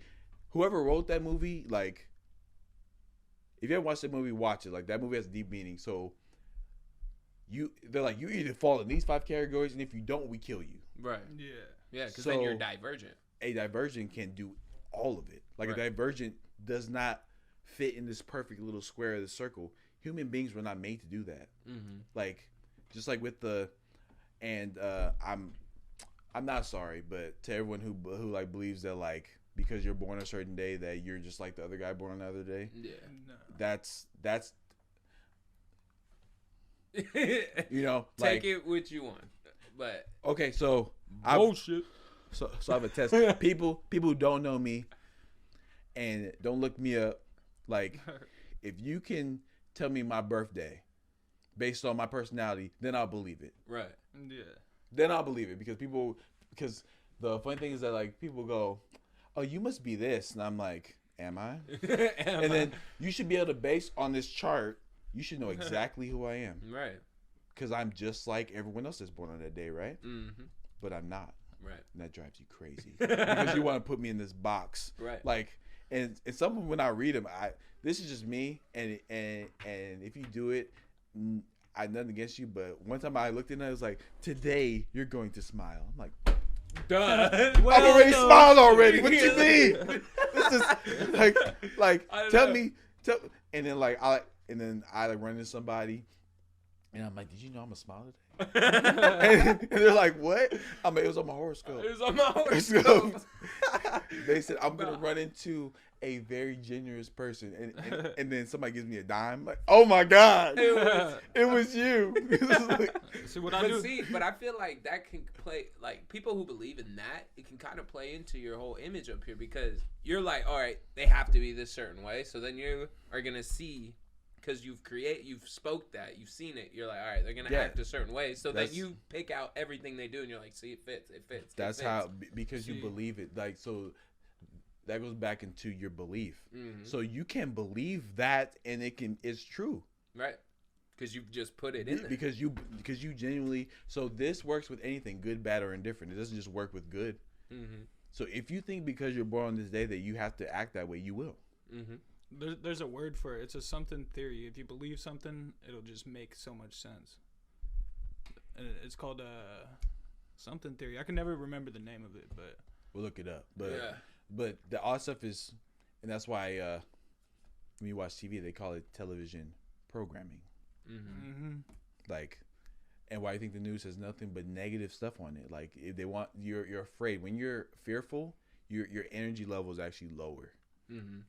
Yeah. And then if you're afraid, you'll fall and you'll do anything. And you'll fall into those little boxes. You'll fall into this little so and you won't be so much. So it's all about control. That's divergent. That's why anyone who like thinks outside the box or calls out stuff, like they try to kill them, they try to get rid of them. It's like we can't have everybody thinking like this. We gotta and I mean just looking at history, every great leader that spoke out about something, they got killed. Well, also and because like JFK, like he said before he died that like he said people were trying to like they're gonna kill me. Yeah, he believed it, and somebody probably heard that and was like, "Huh, I'm gonna kill him." Trying to kill you. Probably one of those. Yeah, so my life is like a testament to it. Like I said, do you think now you're trying to live your life in a way that like proves this to more people? I don't try. Well, not I wouldn't say try to, but like makes it more known. I don't do anything for other people. Yeah. Like when I say that, I do. Like, so I live life to help people and like to make and like I want to be like I want people to follow me. Mm-hmm. I want people to be inspired by what I do because things that like no matter how hard I try, no matter if I get if I grow my hair out, which I can't because I'm bald, but if I try to like be like Ethan, like all I'm gonna be is a cheap copy. Mm-hmm. I cannot be Ethan. I will not ever have your DNA. I'll never have your fingerprints. Right. Like I'll never have your swag because that's just because the crazy thing about being a human is that you are unique. Right. You are. There's no one on this planet like you. That's why they can track people by their fingerprints. Mm-hmm. Why they can track them by their blood, because there's no one on this planet like you. So take advantage of that and be you. Yeah. You know, like now you can take things from like, because people might go, well, like why do you wear Jordans? Well, because I think Jordans look cool. Right. Yeah. And I can choose not to because like I don't always wear those, but it's kind of, you're gonna see things that inspire you that you wear. Right. Like it doesn't mean that you're trying to be that person, but like what they do inspires you. So like you're like, man, like that's something cool I like, so I want to be a part of that. I want to wear that. I want to do like it's like somebody wears like a. Like if I start wearing this, people go, "Oh man, like you just on like Ethan," and you. It's like no, like Ethan is following his dream. Ethan is doing what he told me a long time ago. He said, "T, call me." It's like T, like, man, I want to do a podcast. And I said, "Well, I see myself being on your podcast." Mm-hmm. And I told him that before you had equipment, before you moved into this place, like it was something that you were kind of nervous about. And I was like, "Dude, you just got to do it." Yeah. You know. And then I had to build we a are. team. You know. Like without the team, I feel like it would have been. Well, honestly, I've always visioned it, like visioned myself at the top, but I've never visioned it me doing it by myself. It's always been a group of people that help me get to where I want to be. You know what I mean?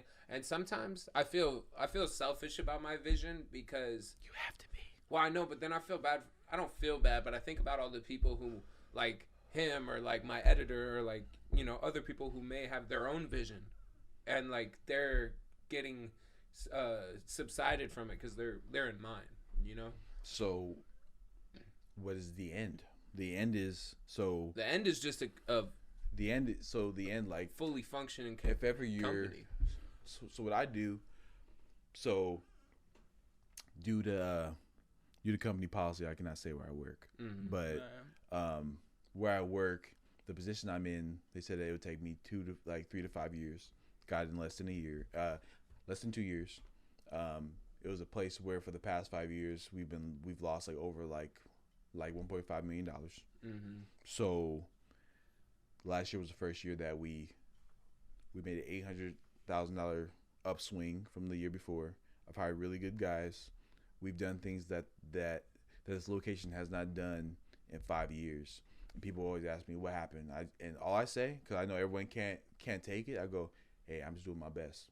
But when I first worked there, you can ask one of the guys, like if you ever meet these guys, they'll say when I first started, I say, hey, I'm gonna be in this position, and we're gonna be this by the end of the year. And people got fired, people quit, new people came on, and my goal was the end. I was just moving. I was like, I see the end, and I hit those goals. Right. My kids, Dante, in the comments. Before I had my kids, bro, what I said I was gonna have a son, and then you were there. Yeah. I said I was gonna have a son first, and I was gonna have a daughter after. And I remember you guys looking at me like I was crazy, and it's cool. You don't have to. You don't. That's fine. Mm-hmm. What do I have? Yeah, you had a son and then a daughter. Just in that order too. And we were I all remember shook because your wife. I remember you telling your wife, you're like, "Oh, that's my son." She's like, "You don't know yet." Yeah, she told. I'm telling you. Yeah. Play me if you want to. I'm telling you, like, bro, and the TV. I got the facts.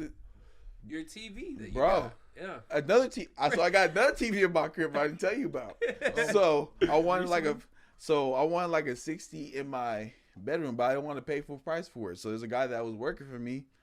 All of a sudden, something happened in his family. We had to move.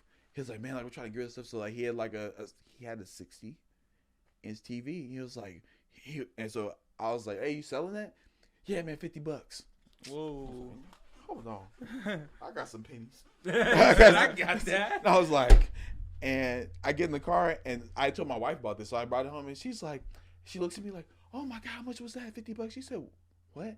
I said, "So you remember when I told you that I wanted a 60-inch in the TV room? and that I wasn't gonna pay more than whatever for it?"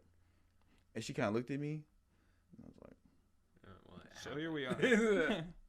He said the fruits in the like, but it has to be something that you really want. So there's I mean, like I have times in my life where it's worked. like you can do with something like something small. Mm-hmm. So there's like multiple techniques to do it.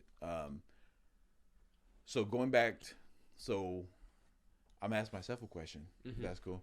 So T, how'd you get to believe in this? Well, what happened was the story of how you figured out what you were doing. Right? Yeah. Is that what you were about to go down? That story is really fucking interesting. Yeah. Just how like the coincidence, but like how it happened. You know. Yeah. So so me and my wife that I'm with now. Yeah, his other 3 wives didn't work out. I'm just kidding. Hey man, you gonna get me in trouble. The wife that I'm with right at this moment. Well, she is multiple people, so Yeah. I'm just playing. No, I'm not. But I'm playing. No, I'm not. But multiple sides to yeah. that Rubik's Cube. So, she's more than Rubik's Cube. Quadruple She's like a galaxy that I'm still trying to like, piece what? it together. Yeah. But so I've been kind of doing this like so you do it throughout your life, but you don't realize you're doing it, Right. like based on your belief or like what you look at or what you say. Mm. So it was after me and my wife had broken up, and I was depressed. Like I didn't think I was depressed, but I was depressed when she left. Right. And I was in the house playing games and stuff, and then I was just like, how can I get her back type thing. So I was like reading. I literally started like, I told you I don't like to read out loud, but I love to read. Yeah. Anyway, in the head. so I read. So I'm reading like love books, and it makes me cringe. So like when I look on, when I look on my Facebook, so I just broke up, right? But I'm giving all this love advice. I'm like, I just broke up. I'm like crying while I'm typing. I'm like, you can just get your woman back if you do this. Be a real man. Smiley face. Bro, enter. She probably seeing it like, what the And then like fuck everyone's is going, this dude doing? everyone's going, T, this is such great advice. I'm like, it is. Why did you do it? So I'm giving all this advice. Like Yeah. and I'm not any of it. No. Right? So I've noticed that. Not you, but like in my own life, I love to talk the right talk. Yeah. But when it comes to walking it for yourself, sometimes it's difficult. because it's easy to just blurt. It's easy cool to know stuff the out. right answer. Yeah, but walking that walk is what's. Yeah. So I'm doing all this love stuff. People, like, I got all these comments like I'm feeling good, but I'm lonely. I'm just in the house, just like, and I'm trying to call her. She's like, no, because I messed up. But my issue was I was blaming her for everything. Like, it's her fault. Like, it's not me. Like I told her she needs to buy, and I this and that, and I never took responsibility for what I did in the relationship. Even if I did, which I didn't, I did more. But like, even if I did like 5% of it, I need to take responsibility. So like, if your girl says something to you, goes blah blah, and you have in that moment you have. It's kind of when you play like a video game. You got like 5 different options you got to pick from, Right. and based on your reaction, she's gonna, you know your girl. Yeah. You know what makes her mad. Yes, I do. You know what makes her happy. Like, and like your buddies, like your buddy, like you know what's gonna take him off because your homie, so you know what's gonna Set make him him off, set him off. yeah. So why do that? Right. Because you want to be. Right? Mm-hmm. So I didn't grow until I accepted that. So there's this pastor, he died. His name was Miles Monroe. He was in the Bahamas, and he was a pastor, but it wasn't like a typical church where it's just like praise. He's teaching about like your mind and teaching about like the kingdom of God is your mind, and he's a multimillionaire. He's just like, I became a millionaire because like I saw my wife, like I saw this, like the Bible says this, and like there's scripture in the Bible that speaks of manifestation. There's a story about Jesus when he's And we're back again. Welcome back to a lot of intermissions because this is an extra long episode for you guys. Well, and because people just want to see me. That's For real. My mom stopped by. Tony's mom stopped by. It's just, man. It's just, I don't know, something about working in daycares, man. Right. You know? The moms love it. The mom, they do. Like, I used to babysit so many kids just at my house. Like, Right. mom's like, and they could trust me. So, Exactly. but back to, Miles Monroe. So, that's how it started. So, if you guys are curious, I'll start watching him. And then he kind of got me on the path of going, like, okay, like if I believe, like if I really push, like the power of my words, the how I think about myself. So he was just like, and one thing that like hit me hard was like, he was like, what do you blame the devil for? It was you. Right. You did that. Why is everybody blaming the devil? Like, the devil's probably outside going, why everybody blaming me? I didn't do that. Bro, there's a good show called Lucifer. And in that show, he's like, I don't want to be the devil. God put me here to man the gate, but I don't want you guys to be fucking up. My job is just to punish you when you do. Yeah. You know what I mean? It's like, so I like that depiction of him because then he goes to Earth and he's like, why you blame everything on me? He's So like, I'm just here. So he was saying that before that show came out. But, Right. But so it's kind of like it's easy to blame someone else for like when you mess up. Like Right. it's Because then you feel, you're you like, feel better. You're like, all right, wasn't It's me. over here. We'll put it on them. you know. Yeah. But he was like, that was you. Mm-hmm. And that made me go like, Especially probably in that time. I was just like, and then like literally like, you know how movies where the past flashes through? Like I saw every little, like it was a little like in that moment I saw everything I had done wrong in that relationship, and I said, she left because of me. Like she put up with all my shit. Like she was there when I was broke. She was there. Like, and I started crying. I was like, what did I do? Right. Yeah. What did I? And then that day, like I stopped posting like love advice because I was like, I can't be posting stuff. I don't deserve to be posting that stuff because who am I like trying to tell people how to be in love? And I don't even look like that. Right. Yeah. You know? And then, so then, I want to get back with her, right?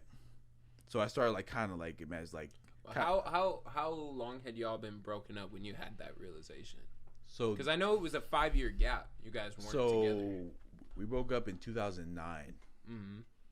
Because I remember she had come down. Yeah, she for a she would minute like or come two. to visit. So Yeah. I would always be like, I want her to like. So she would visit, and we get all close, and then probably the scars from when I hurt like.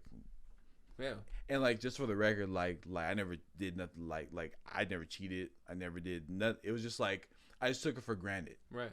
Like That's kind of like the boat I'm in. she'd I be like feel cleaning that. the house, and she just cleans something up, and I go, and then she's like, I just cleaned up. I'm like, oh, that's be all right.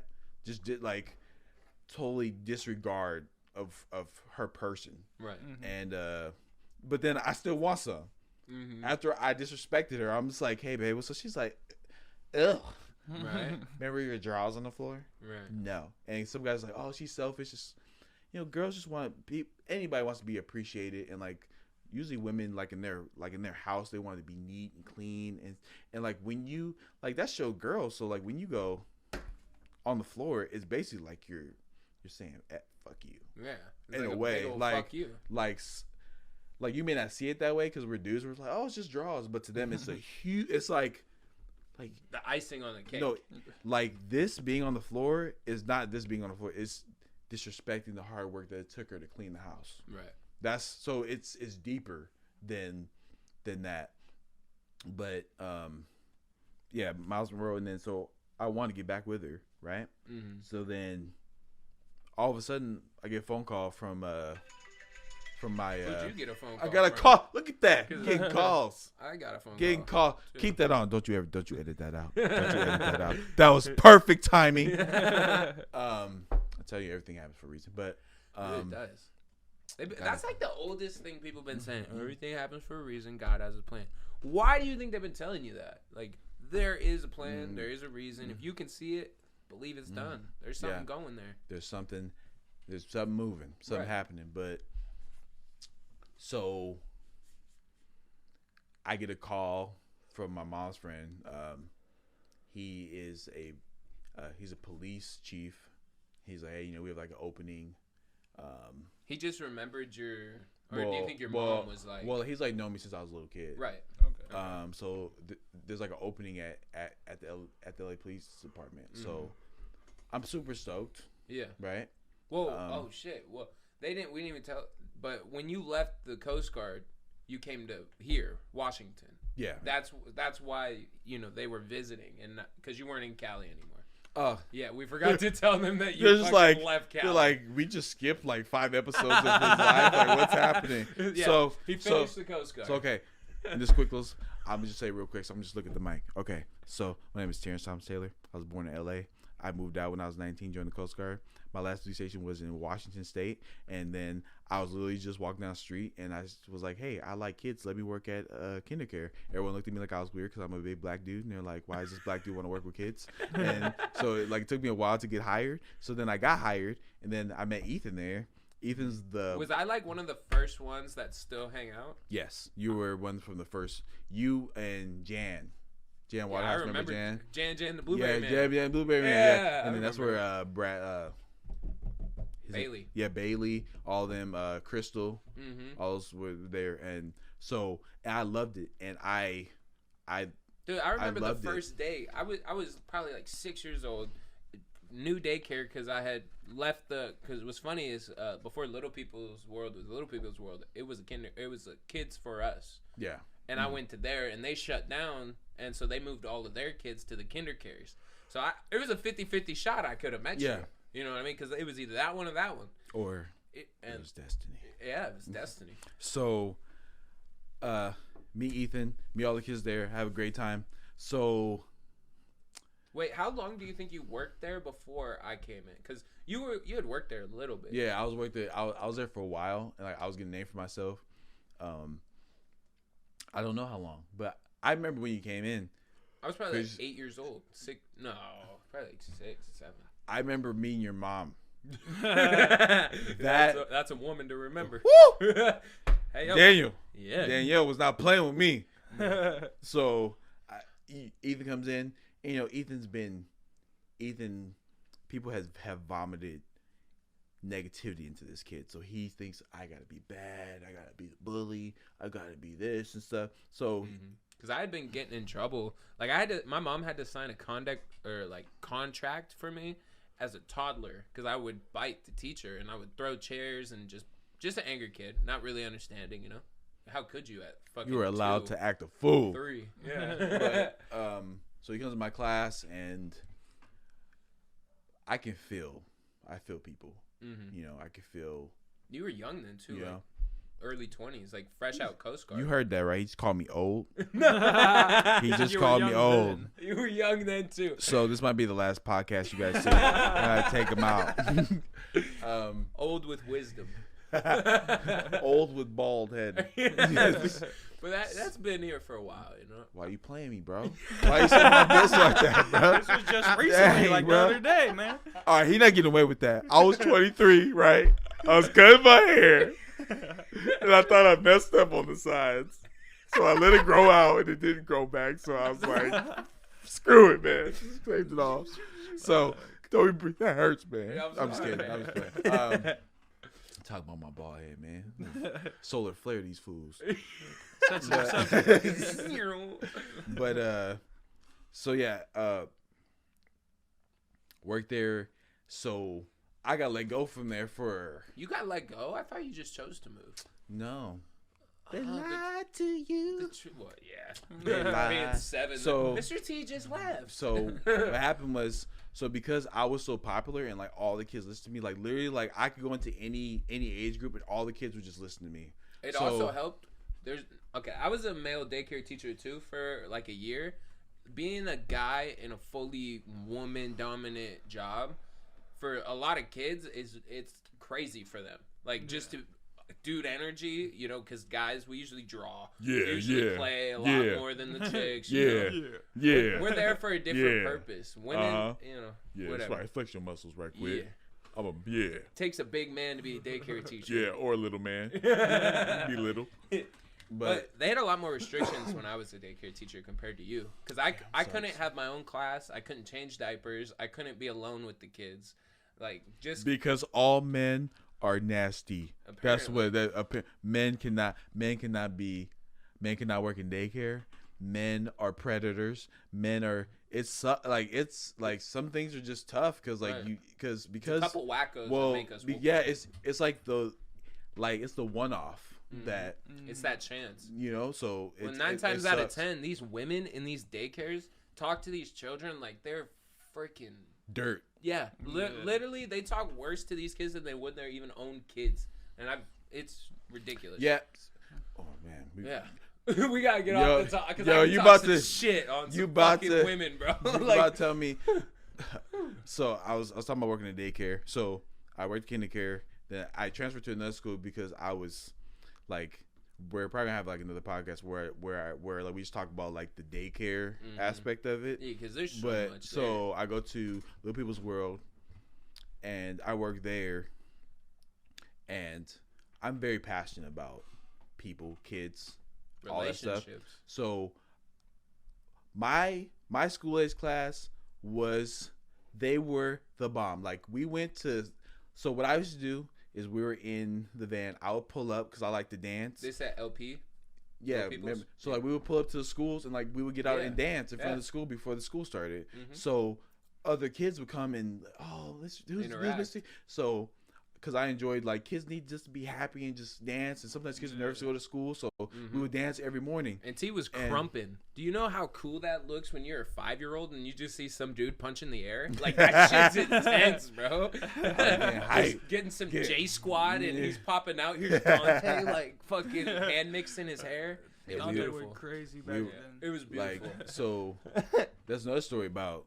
So talking about dancing, so Ethan, the big bad bully, was actually being bullied himself. Oh, I was And thinking about so- that when we were talking. So I knew usually kids that do that, somebody's bullied them, so they feel they have to bully someone else. So I remember one day we were dancing, and Ethan's dancing, and then he stops. I'm like, "Why'd you stop dancing?" He's like, "Oh, that dude right there." And I'm like, "Oh, that's him." And I was just like, I was like, "Keep dancing." He was like, he kept dancing. I was like, "Hey, you like bully Ethan?" He was like, Like, he was like, bro, we were like 8, 9. Yeah, like, he's like- second, third grade. he's like, and I look big now, but like I don't have like definition. Like I was shredded. He was cut. Yeah.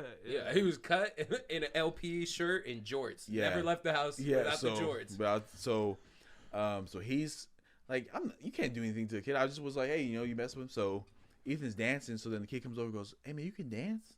And he's like, yeah.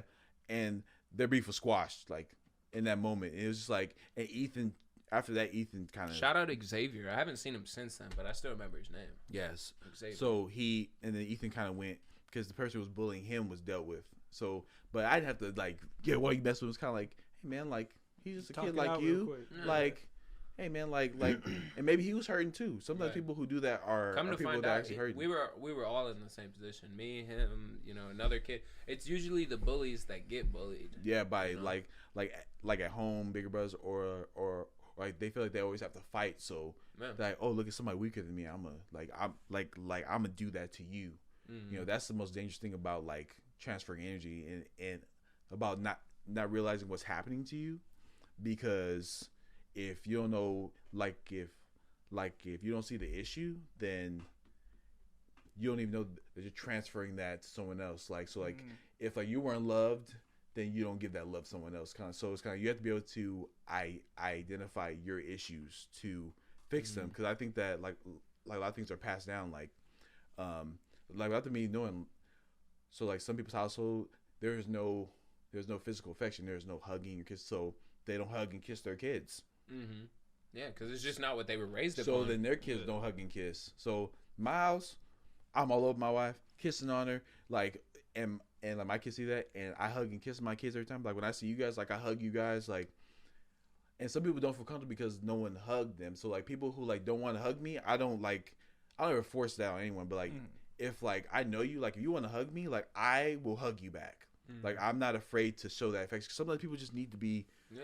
some people just need to be held. You know, like it feels good. Like they said when you hug for someone for like if you hug for like 20 seconds or something like that, that like it actually like your heart's actually like kind of, because there's an energy rhythm coming off, so you actually like kind of like become closer when you. That's why like couples that are close, you hug and you get real close, and like that's why some people don't want like when they don't want to connect, they don't want to hug.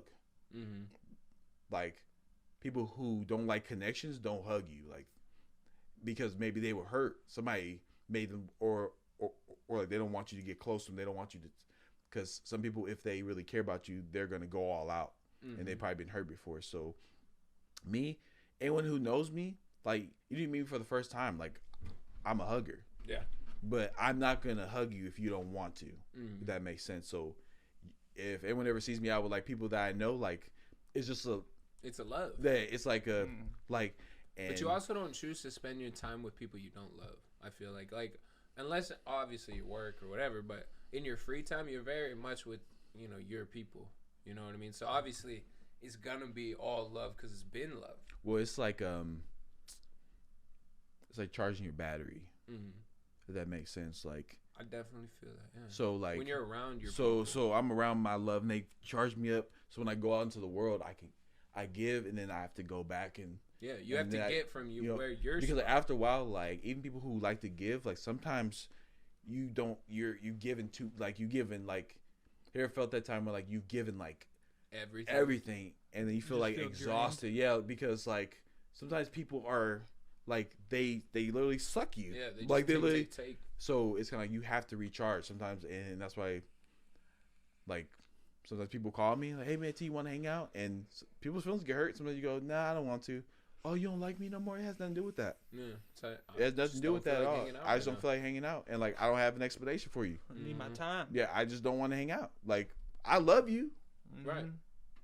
That doesn't change. Like I think people think that when you say no to them, that means you don't love them anymore. That's not the case. That's the way the world kind of sets you up though.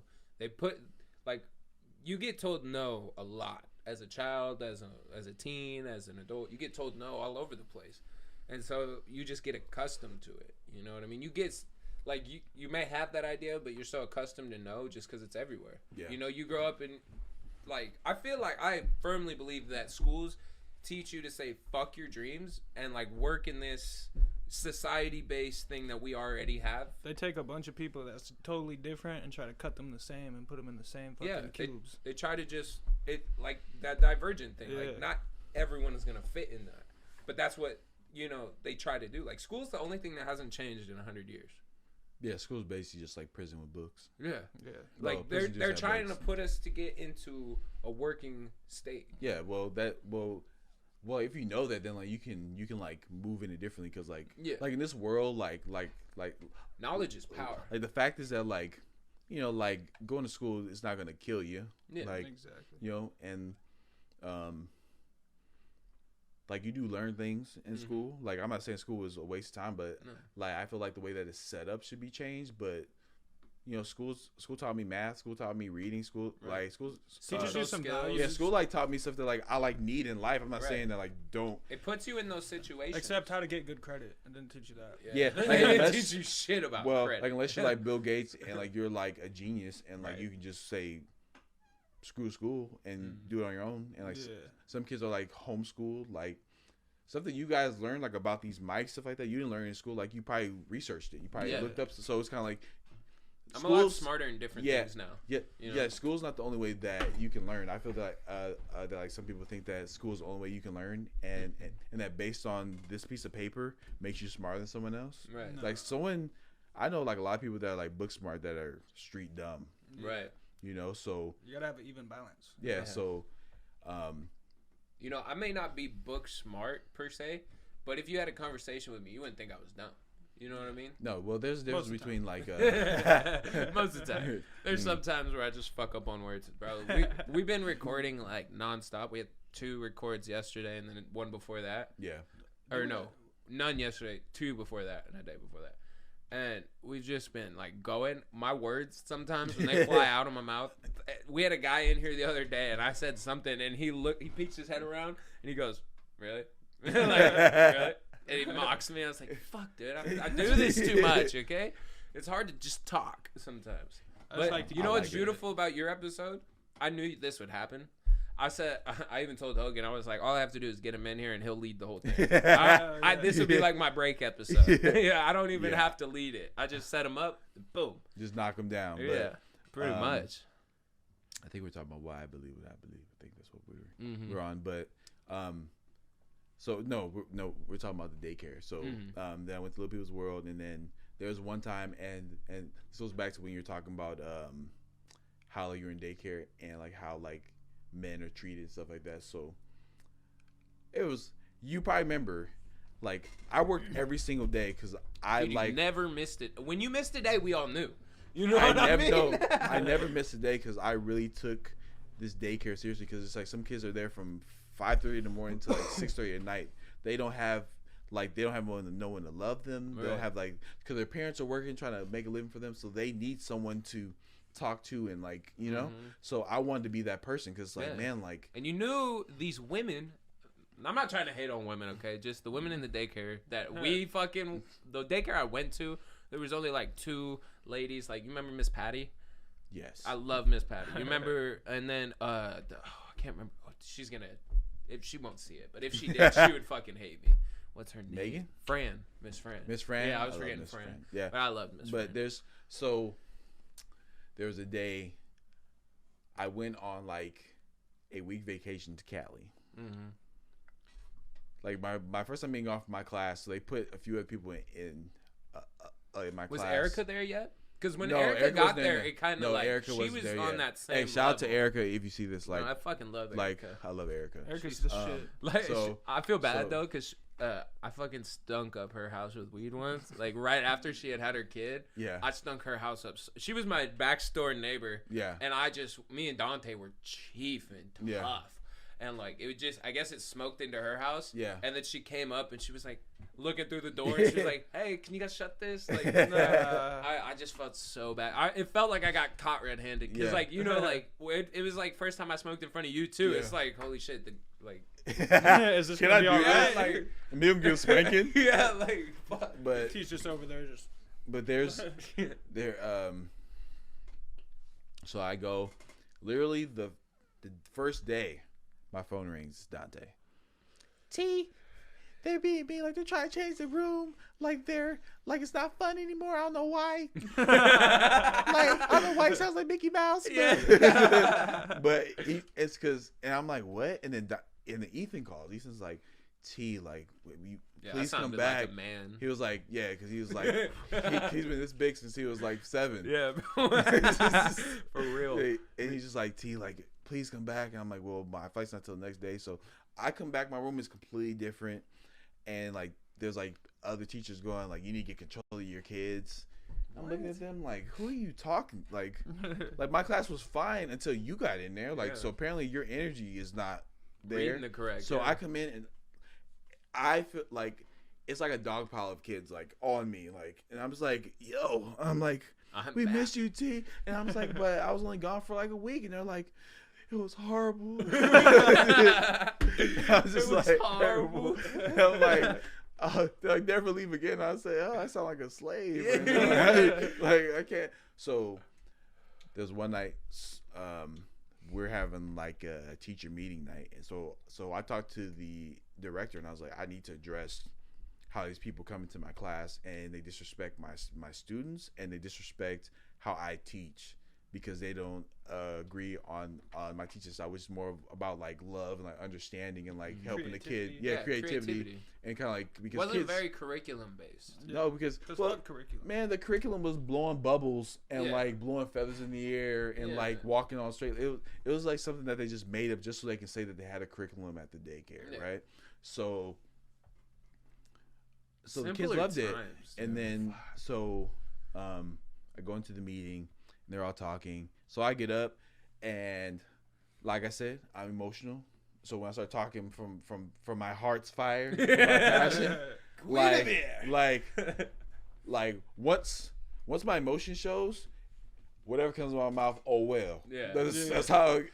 So I'm talking. So the director says, I support Terrence the way he feels, and we all like we need to listen.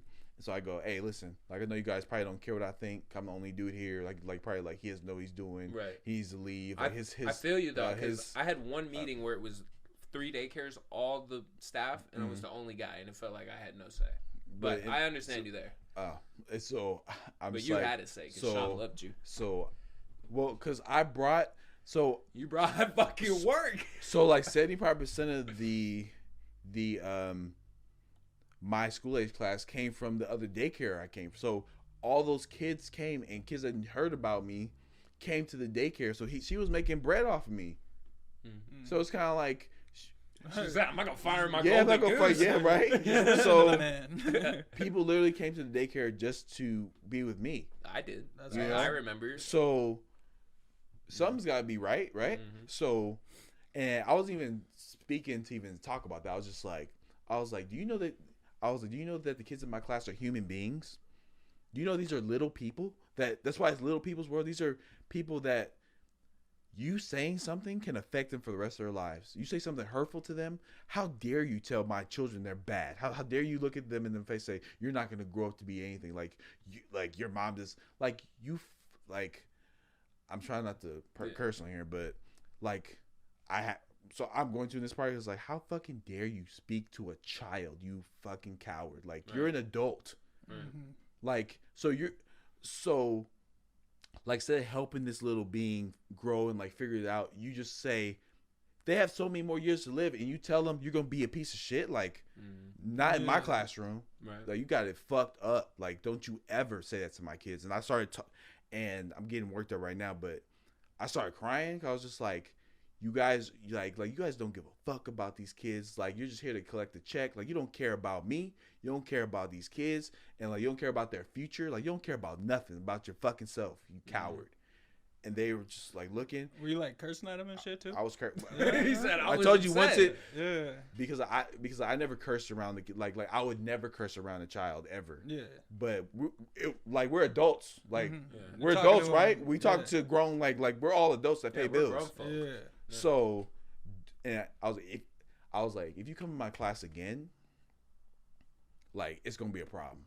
Like I'm gonna go to Fran. Like these are children. Like these kids are. Some of these kids don't even have their parents. Some of them live with their grandparents. Some of them like their dads are in prison. Like they already have life hard enough. Mm-hmm. While they're here, we need to protect them. Like what are you doing? Right. Mm-hmm. Get them away from that reality. Like their life sucks. So while they're here. Why don't we help them? Right. Yeah. Why not? Like, and they're at least we could do. They're automatically gonna look up to you, and if you're talking down on them, like, that's just gonna fucking kill them. We all remember. Whoever's watching, like, there's an adult that you remember who put time into you and like did something and you remember them forever. Some of them may be me, but there's other people who have impacted your life in a positive way that you may not see anymore. That you remember the kind words they told you. You remember like they may have made you make a better decision in life. Like, you know how better the world would be if just everyone just was nice? Mm-hmm. Yeah. Right. Like, okay, like, I'm having a bad day. But I'm not going to, because I'm upset, like I said, like, your words, you can infect someone else with negativity or positivity. So, if I'm having a bad day, I'll go, hey, man, like I'm having a rough day, but we can do this. Let's work through, like, you're going to be able, like, don't, like, and I've said this before, like, I think you guys said it on one of your podcasts, like, I will kill you over my kid. Like, like if my son comes home and says some teacher told him something like that, I pity that. Like, Lord, no, not for me. No. My wife is going to kill you first. Yeah. Like, how dare you, like, tell my child? Yeah. Are you kidding me? Yeah. Like, so, like, how I look at it is, like, imagine, like, not everybody gets along with maybe, like, their mom, but, like, imagine someone who you get along with, someone that you care about. Imagine walking into a room and you see another person telling them, you can't do shit. You're going to want to kill them. Yeah. Yeah, absolutely. Take the fucking head off the shoulder. So you don't be that person. Right. Exactly. Mm-hmm. So I think it stems from, like, the like, most easiest rule they teach you as a kid is treat people how you want to be treated, you know?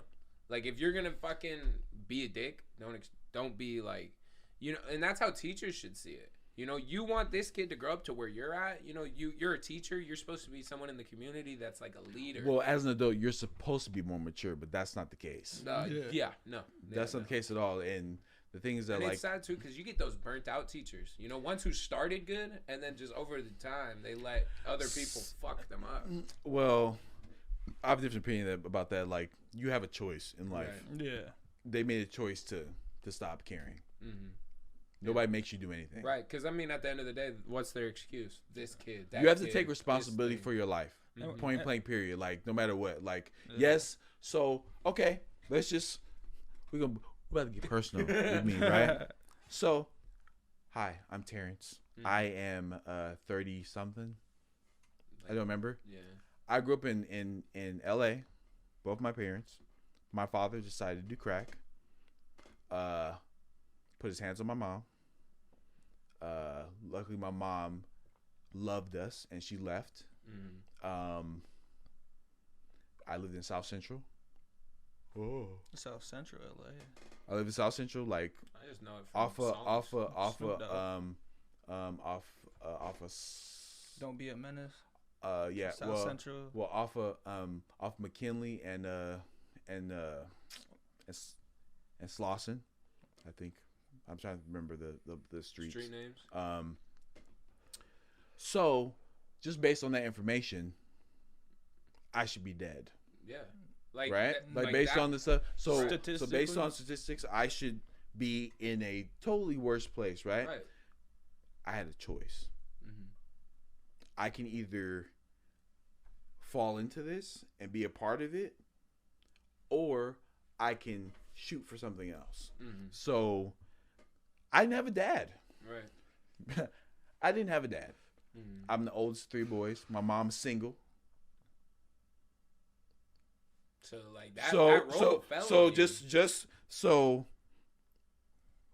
So what's your excuse? Like, Right. Yeah. and my life's not that bad. There's probably someone who both their parents are like. There's probably worse stories than that. But everyone has the excuse to suck. Right. Like, you can come up with any excuse. Like, me and my girl broke up, and we were apart for 5 years. 5 years. Count them up. That's the old as my son. We were apart that. People told me we wouldn't get back together. People told me I should give up. People told me, like, it's not gonna work. People told me all these things, and I told them, Fuck you. watch me. Mm-hmm. I don't care how long. If you want something, you are going to get it. Mm-hmm. Exactly. And now, those same people that told me it's not gonna work, they congratulate you, huh? Oh. Because I get the same like, thing. hey, you see my children with the girl you said I would not get back with that. I wouldn't have a son or a daughter. Right. Remember when you said that? Man, you should pick your Shit. face up off the floor. What they didn't know is you have kids since you were 20 something. All of us have just been. Well, Ethan. Well, let's say Ethan is my eldest child, firstborn. And then I think I think that's cool. Well, and then that's Monet. still in the circle, yes. Monet, second born. Bailey was probably like one of the first Yeah. older kids that really Yeah. got to. But I mean, he kind of was older and did his own thing. But things are like the things that like you don't know what your words are gonna mean to someone later. mm-hmm. So I don't want someone to like when they think about me. Like my mom said something to me that impacted me. Don't let someone regret ever meeting you. Right. Like somebody you probably never see again. Like maybe for some of my homeboys, kind of like they've like screwed over girls, Yeah. or yeah. or like some girls they've like screwed over guys, or like they may have said something hurtful or bullied someone, and that person probably remembers you forever. Like that piece of like they'll never forget. So You know. So I've never wanted to have anyone think about that with me. So some people might watch this that have never seen me curse before, because like I'm very like I don't curse around everybody. Right. So this is more like you're very controlled. Yes, it's being try not recorded. to, but... Like it's being recorded, but this is who I am with you guys. Right. Absolutely. The camera's just something. Yeah, it's just so. I mean? That's so, what makes this so. So cool like some people may see me after this and like they'll go, T didn't curse when he's around me, because he's not around you. Yeah, so you know it's, what I mean? it's like so So people are seeing me like in a different light, which is fine. I don't care if people know because Right. my life is my life, and I don't live my life for anyone else. And I feel like the people who haven't heard you curse don't know any of the shit we've just talked about. This whole 2 hours and 14 minutes we've been going. Dang. You know what I mean? Like they don't understand. And like it's cool because now, you know, for the people who do make it to this point and to the end, and you know, get to and continue to watch the episodes you're on every little time. Because I know people who haven't met you that just for me talking about you or just hearing bits of the podcast, they want to meet you. Hey, Hey, $5. like like our buddy Jake, I was talking because he's friends with Dante. Yeah. And so Dante's and me and you have talked about you, and I think he might have seen you before, I think but he's met him. they might have met. Maybe. But I was going to hang out with you the other day, and he I was leaving, and he goes, "Oh, T said I could come too," and I was like, "Oh, bad, I didn't even know you knew him. Come on." And he was like, "Nah, I'm just kidding." I was like, "You sure? You could probably come. Like, T would love to meet you when we did the hangout at your work. The last one? Yeah. Oh yeah, he could swing And by. that's what I was telling him. Because Isla's friend Right. came by like it. And that's what. Well, he was like, "No, I don't want to go. He doesn't know me." And I was like, "But you know him. So if you already have that energy, like that you like him, then it's Like only if gonna you go bring positive. love, just like if you bring love. It's like Aaron. He's met you like a couple times, but every time I go hang out with you, he's like, "Bro, why didn't you take me? Why didn't you take me? Why am I not there?" Shout out to Aaron. Yeah, I remember meeting him. My Little boy. chocolate sideshow Bob. You know what I mean? I remember when I first met him. Yeah, he was like his voice is deep for no reason. Like, still deep for no Just reason. came out the womb. Hey, what's going on? He's gonna die watching that. Like what'd you say? Like, Bro, it got got the bouncing balls when he's talking. Like for real. But yeah, he's a cool cat. But the thing is, the thing about being with me is just like I just like genuine people. Like my brothers used to tease me. Like they said that I was like Peter Pan. Like and like I have the lost boys. Like it's kind of like all the people, not rejects, but like I was always friends with people who were just themselves. So usually the people who like didn't care what anyone else thought, who were kind of like solo dolo, people who weren't a part. It's just like, hey man, I accept you for who you are. Like that's why like you'll see like when we're together, like certain kids, they like they may not talk, but they talk to me. Is because like they may not fit like in their group, which is fine. Right. But it's just like because they're into something, but I feel that I can connect with anybody. Like I've never put like a restriction on like who can be my friend. Right. Like that's why like we call like our group the Trail Mix. Right, because like, we're all different. Yeah, I got Korean homies. Yeah. I got like Indian. Not that I have to say every race because like that sounds like I got a black friend. Yeah. But it's had one my whole life.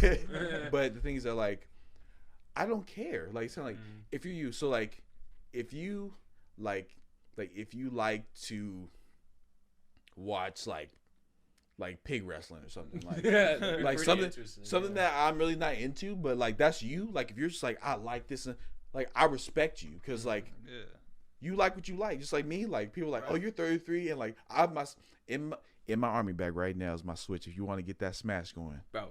Let me tell you, there's a couple people who've been calling you out for that smoke. You don't want? Bro, who wants literally a dude I worked with. He was like, I've done tournaments. We were just bullshitting about games, and he's like, yeah, I've played a couple Smash tournaments. My main's Toon Link, and he says my friends don't let me. They have a list of people I can't play with.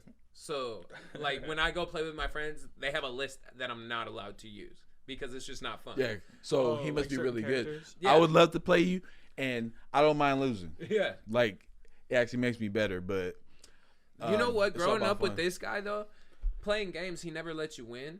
And like that really created some competitive motherfuckers because now whenever the Trail Mix group gets together, we're all competitive as shit on Smash Bros. Talking fucking shit the whole time. But like I do this to my siblings now. So like when they play Smash Bros with me, I don't let them win. Not even just once. Because what the fuck that going to teach them? I teach you that someone's going to let you win. Nobody will ever let you win. You know what I mean? You have to get it. You have to practice. You got to do what you got to do. You got to learn the movements. And what's funny is like, so Tevin, my youngest brother, he kicks my ass now. Like he's really good. Your like, brother will he's piss really me good. off with that fucking village. Yeah. Bro, he'll drop. Well, He'll call it. He'll be like, I'm gonna drop a tree on you. Yeah. Then you won't even see Yeah. it. So you know why? Because I used to beat the crap out of him and my other brother all the time, and I restricted what characters they use. So my brother could only use Mario, like in Melee. I was like, you can't use no other character but Mario. So when he would go play with his friends, he was like a god. Mm-hmm. So and then wait, why would you restrict him? You didn't want him to get good? Because my game. Like I was one of those big brothers where it's like, wait, it was mine. Yeah. And they be mad at me. I was, oh well. Yeah. It's my game. He said, I'm done playing. Turn it off. Like, and I remember one time, like, and then, like, when they would almost beat me, I cut it off. He said, I was pet. Like, Tevin would be like, he's petty. But the things that, like, now, like, he's good just because, like, I was kind of like, no one became great by doing things that are easy. Mm-hmm. That's a good quote. You know? Become great. Yeah. No one's, like, who in this world is great who's done stuff and it's been easy? Right. Nobody. Mm-hmm. It's always the pain, like working out, like to get in shape. Like you have to get over the pain. Mm-hmm. Absolutely. Like if you want to not eat as much, you have to get over the hunger pain because that's just your body. Like your mind can control your body. Like you have to get over the pain. Like to become like to have a relationship work, you have to get over your ego. Like get over the pain of like when your girl tells you something, you going like because. I'm gonna speak from my example. Cause I can't speak for no one else. But sometimes, like when my wife used to tell me something, like I felt she's trying to be like my mom. Yeah. So I would get offensive, but it's not like that at all. It was just my perception of it that made it wrong. Mm-hmm. But now it's like she cares about me. My wife loves me so much that she wants me around all the time. No way. Mine too. Like I'm just full of love. Do you know how much love someone has to want me around all? I don't even know if I want myself around all the time. She wants me around all. Yeah. Like I have to go provide, but she. I think she's willing to sacrifice our home for me to stay home. That's awesome. How much my wife loves me. Yeah. So, like when I realized that, I was just like, why am I mad at her about this stuff? Like, why am I? I can't be. She loves me. Yeah. And pardon my French, she loves my booty. like, there'll be times where like my nails are cut because I just had my hands out one day. She's like, "Oh, you need your nails cut," and she just starts cut. What are you doing? I'm playing online. Can't pause. She'll be all right. I'll be like, I just lost my rank because of you. Yeah. But then you're like, but she loves me. Yeah, but I'm like, wait, did you polish them too? Like, so, like, she wants to come to work with me. Like, what? Yeah. That's a trip to me. That, like, there's someone on this planet, and my kids, they just wanna, they're all climbing on me, and they're all over me, and I'm just like, get off me. But they just, like, but when I look at them, it's just like, bro, like, you love me for real. Like, you, like, you don't care, like, that my day was bad. You just, like, you're happy to see you. To see, like, bro, like, I'm gonna say this: don't take for granted people that love you just for no reason. Like, do not, like, your mom, she gets on your nerves, bro. Go hug her. Like, sometimes, like, your mom gets on your nerves, and you just wanna punch her one time, but and sometimes it's just, you're just like, you don't shut up, I'm a. Like, everyone's been there when you go to your room, slam the door, and you're just like, well, like, even as an adult, talking your shit under your breath. Like, oh, I got a story about that. Yeah. You remember? You know I'm about to go. So we should probably wrap it up though too after that story. Okay. For this episode. So before I say a story, one thing I'm gonna get real intense right here. Okay. I hope you guys can hear me. If no one's ever told you, hold on. If no one's ever told you, you're special, you're amazing. There's no one like you. You are unique. Damn straight. You cannot be replaced. Damn straight. You are on this planet to affect something. You have a mission. You have something that you're good at. And it may not be Kevin Hart big. It may not be. Sometimes just making someone smile. So don't be anyone else but yourself. Don't be a cheap copy. Be yourself and accept who you are. Like, I don't care what the beauty standards are. I don't care what any of that is. Like, I don't care. Like, be you. Accept you. You see this bald head? It took me a while to accept this. I'm serious. Like I used to wear fitteds all the time because I was embarrassed of my bald head. I didn't think it was that though. You wore it. Man, I just thought you liked hats. Now I'm a sexy malt bald Will Beard. You know what I mean? But you're special. For real. You Remember guys are that. loved. Our viewers, you got a lot of love coming towards you. Oh, Wait. Before we go in, I gotta go piss. All right. Okay. You get your piss going. Yeah. I'm going to check the computer to make sure we're still. yeah. A little battery there, but Yeah. hell yeah. Millie rock on any block. I'm Millie rock on any block. You don't want that dance battle? You don't want that dance battle? I've been working out. I got the weighted vest on. What you trying to do? You do have the weighted vest on. Every day, man. I'm trying to tell you I'm about to be sexy. One, and I didn't know which one you got because you said that's 40, right? Yeah, I got it on my I actually have it on my Amazon account. Yeah, I was looking at Amazon and I was like, no way, you spent like $130. But I think it's going really good. You know what though? Our editor's gonna have a fun time editing 2.5 hours. You know you love me, even though you never met me in your life. Right. This video will come out in like a couple drops though, cause That's fine. Yeah. Yeah, I'll let you know before though. Yeah, I'm not. There's no. This is like I said. This is I have like a sketch. I said.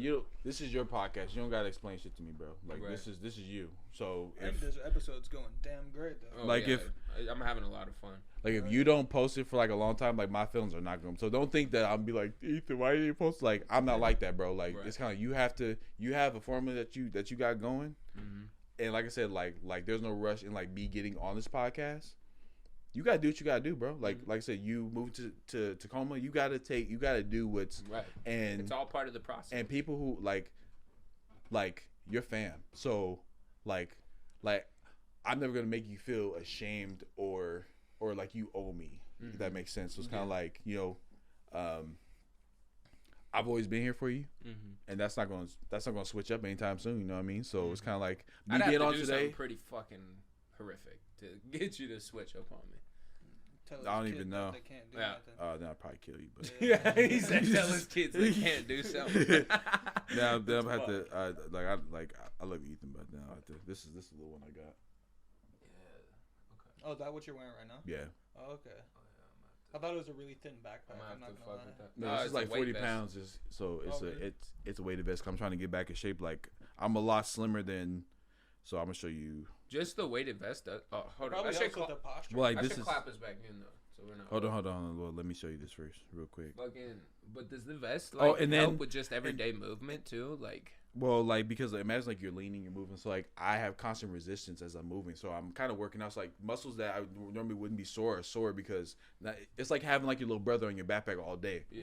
Like, so I was like a little bit chunkier. But this is another manifestation I had. I want to meet the owner of the Cheesecake Factory. Oh yeah. Oh shit! Let me fucking. Yeah. So you can say that part because that is true. 1, 2, 3, and we're back. Back at it. Yeah. Well, like I was saying, Tony had to take a pee. you guys are sexy out there. You know. Great people. If out no there. one, I don't care if you never heard it before. Like I said before, you're special, you're unique, you're amazing, you're awesome. I don't need to meet you to know that because there's no one on this planet like you. There's like over like I don't know how many billion people on this planet, but no one has your fingerprints. Think about that. Like, No one on this planet has your fingerprints. No one has your DNA. No one has the friends you have. So you have an impact on the world, even though you may not think so. Like you have an impact on the world every single day when you wake up. You have the opportunity to impact the world you can either add value or you can take value. There's only two people in the world. There's people who spoil and people who want to be spoiled. Like I'm actually kind of both. Yeah. But I like to give people value, you know, like so we were talking about like before we came back, but so everyone who doesn't know me, everyone who knows me knows I love cheesecake so much. He Like- does, bro. We meet like, up at I the sh- Cheesecake Factory. Like a couple I times a should year. be the spokesperson for Cheesecake Factory. So talk about manifesting. I was like, man, like I want to meet the owner of the Cheesecake Factory. So I'm imagining it like I see me next to him and stuff like that. So there is a cheesecake factory that opened like in Linwood that's like right by my job. And I'm with Dante Navaya. If you're watching this, you gotta put this in the comments because I was with them like this day. Like I was like, hey, let's go get some Cold Stone. Let's just hang out. So it's like their grand opening. So like whenever they have a grand opening, like they fly waiters and stuff from other places to so help everything's open this right. up. Yeah. So, but the only people that can go on the opening day are like investors. No, are like people who work with Cheesecake Factory, or that are family of people that are a part of it. Okay. So we drive by. I'm like, yo, they're open. Let's go to Cheesecake Factory. Go up to the front, and they're like, no, sorry, like it's just for people or whatever. So I'm like, so I can't get a slice of cheesecake to the lady in front, and she's like, well, there's a list, so come back a little bit later, and then like if these people haven't showed up, then we'll give you a slice. I'm like, hell yeah, I'm coming back. He said, I will be back. Are you playing with me? So I'll see you in an hour. I've had every slice of cheesecake at least 5 times at that Cheesecake Factory. Like, I've had every flavor. Vanilla bean, get it? Yeah. So I come back, and the girl remembers me. She's like, oh yeah, we have an opening, so you guys come on in. So we walk in Cheesecake Factory, and everyone's dressed up to the nine. Everybody's looking good. There's one dude that stands out. He's not as dressed. Older dude, chilling in the corner. But every time people walk by, they kind of like look at him I'm like, yo, this dude is somebody, bro. He's somebody. So me being T, I sit next to him, I'm like, you important, huh? And he looked at me, he said, I'm the owner of the Cheesecake Factory. And I was like, they may have to get me off you because I want to hug and kiss you right now. Because I've loved Cheesecake Factory. Like when I was in LA, when I went to the marina, like this is like a dream, meet you. No one is going to believe me. Yeah. We have to take a picture. And he's like, oh yeah, sure. So we're talking about stuff. And he's like, did you order yet? I'm like, well, Lay said I don't have. What do you want? Because you're gonna get it. And I was like, well, you the boss, bro. so I can get what you say. Let's be clear. Whatever I want means. Yeah. What does that mean? She's like, what it means. I'm like, I want the cashew chicken with the brown rice. Dante, what you want?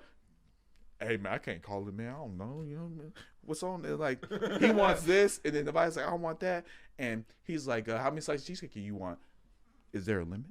Yeah. I'm like, what you don't play with me because if you give me like you better put a cap on it. I'll eat the whole fucking I'll eat it up. Bro. So he's just like he's like, you can have 2 slices each. I'm like, y'all getting one. I'm taking your other one.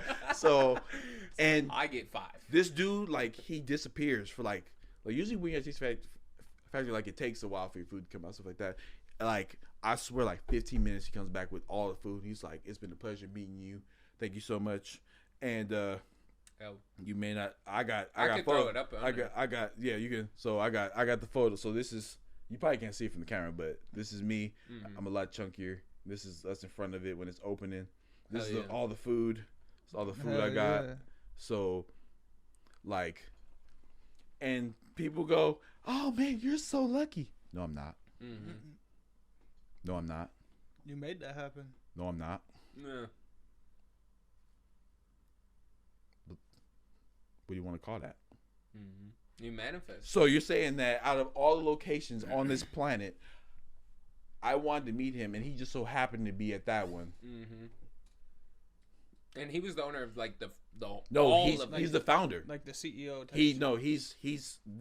He created Cheesecake Factory. Like he was talking about like the lighting and how he came up with like the color scheme in there. Like really? He was talking about all that. Like so we talked for like maybe 20-30 minutes. Mm-hmm.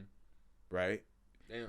So it's call it what you want. We're gonna have another episode where we talk about. We're gonna have to just do another episode just on imagination. But the one thing that I always do is I practice like gratitude and being thankful. So I want to say thank you to Tony. Tony and Ethan. Yeah.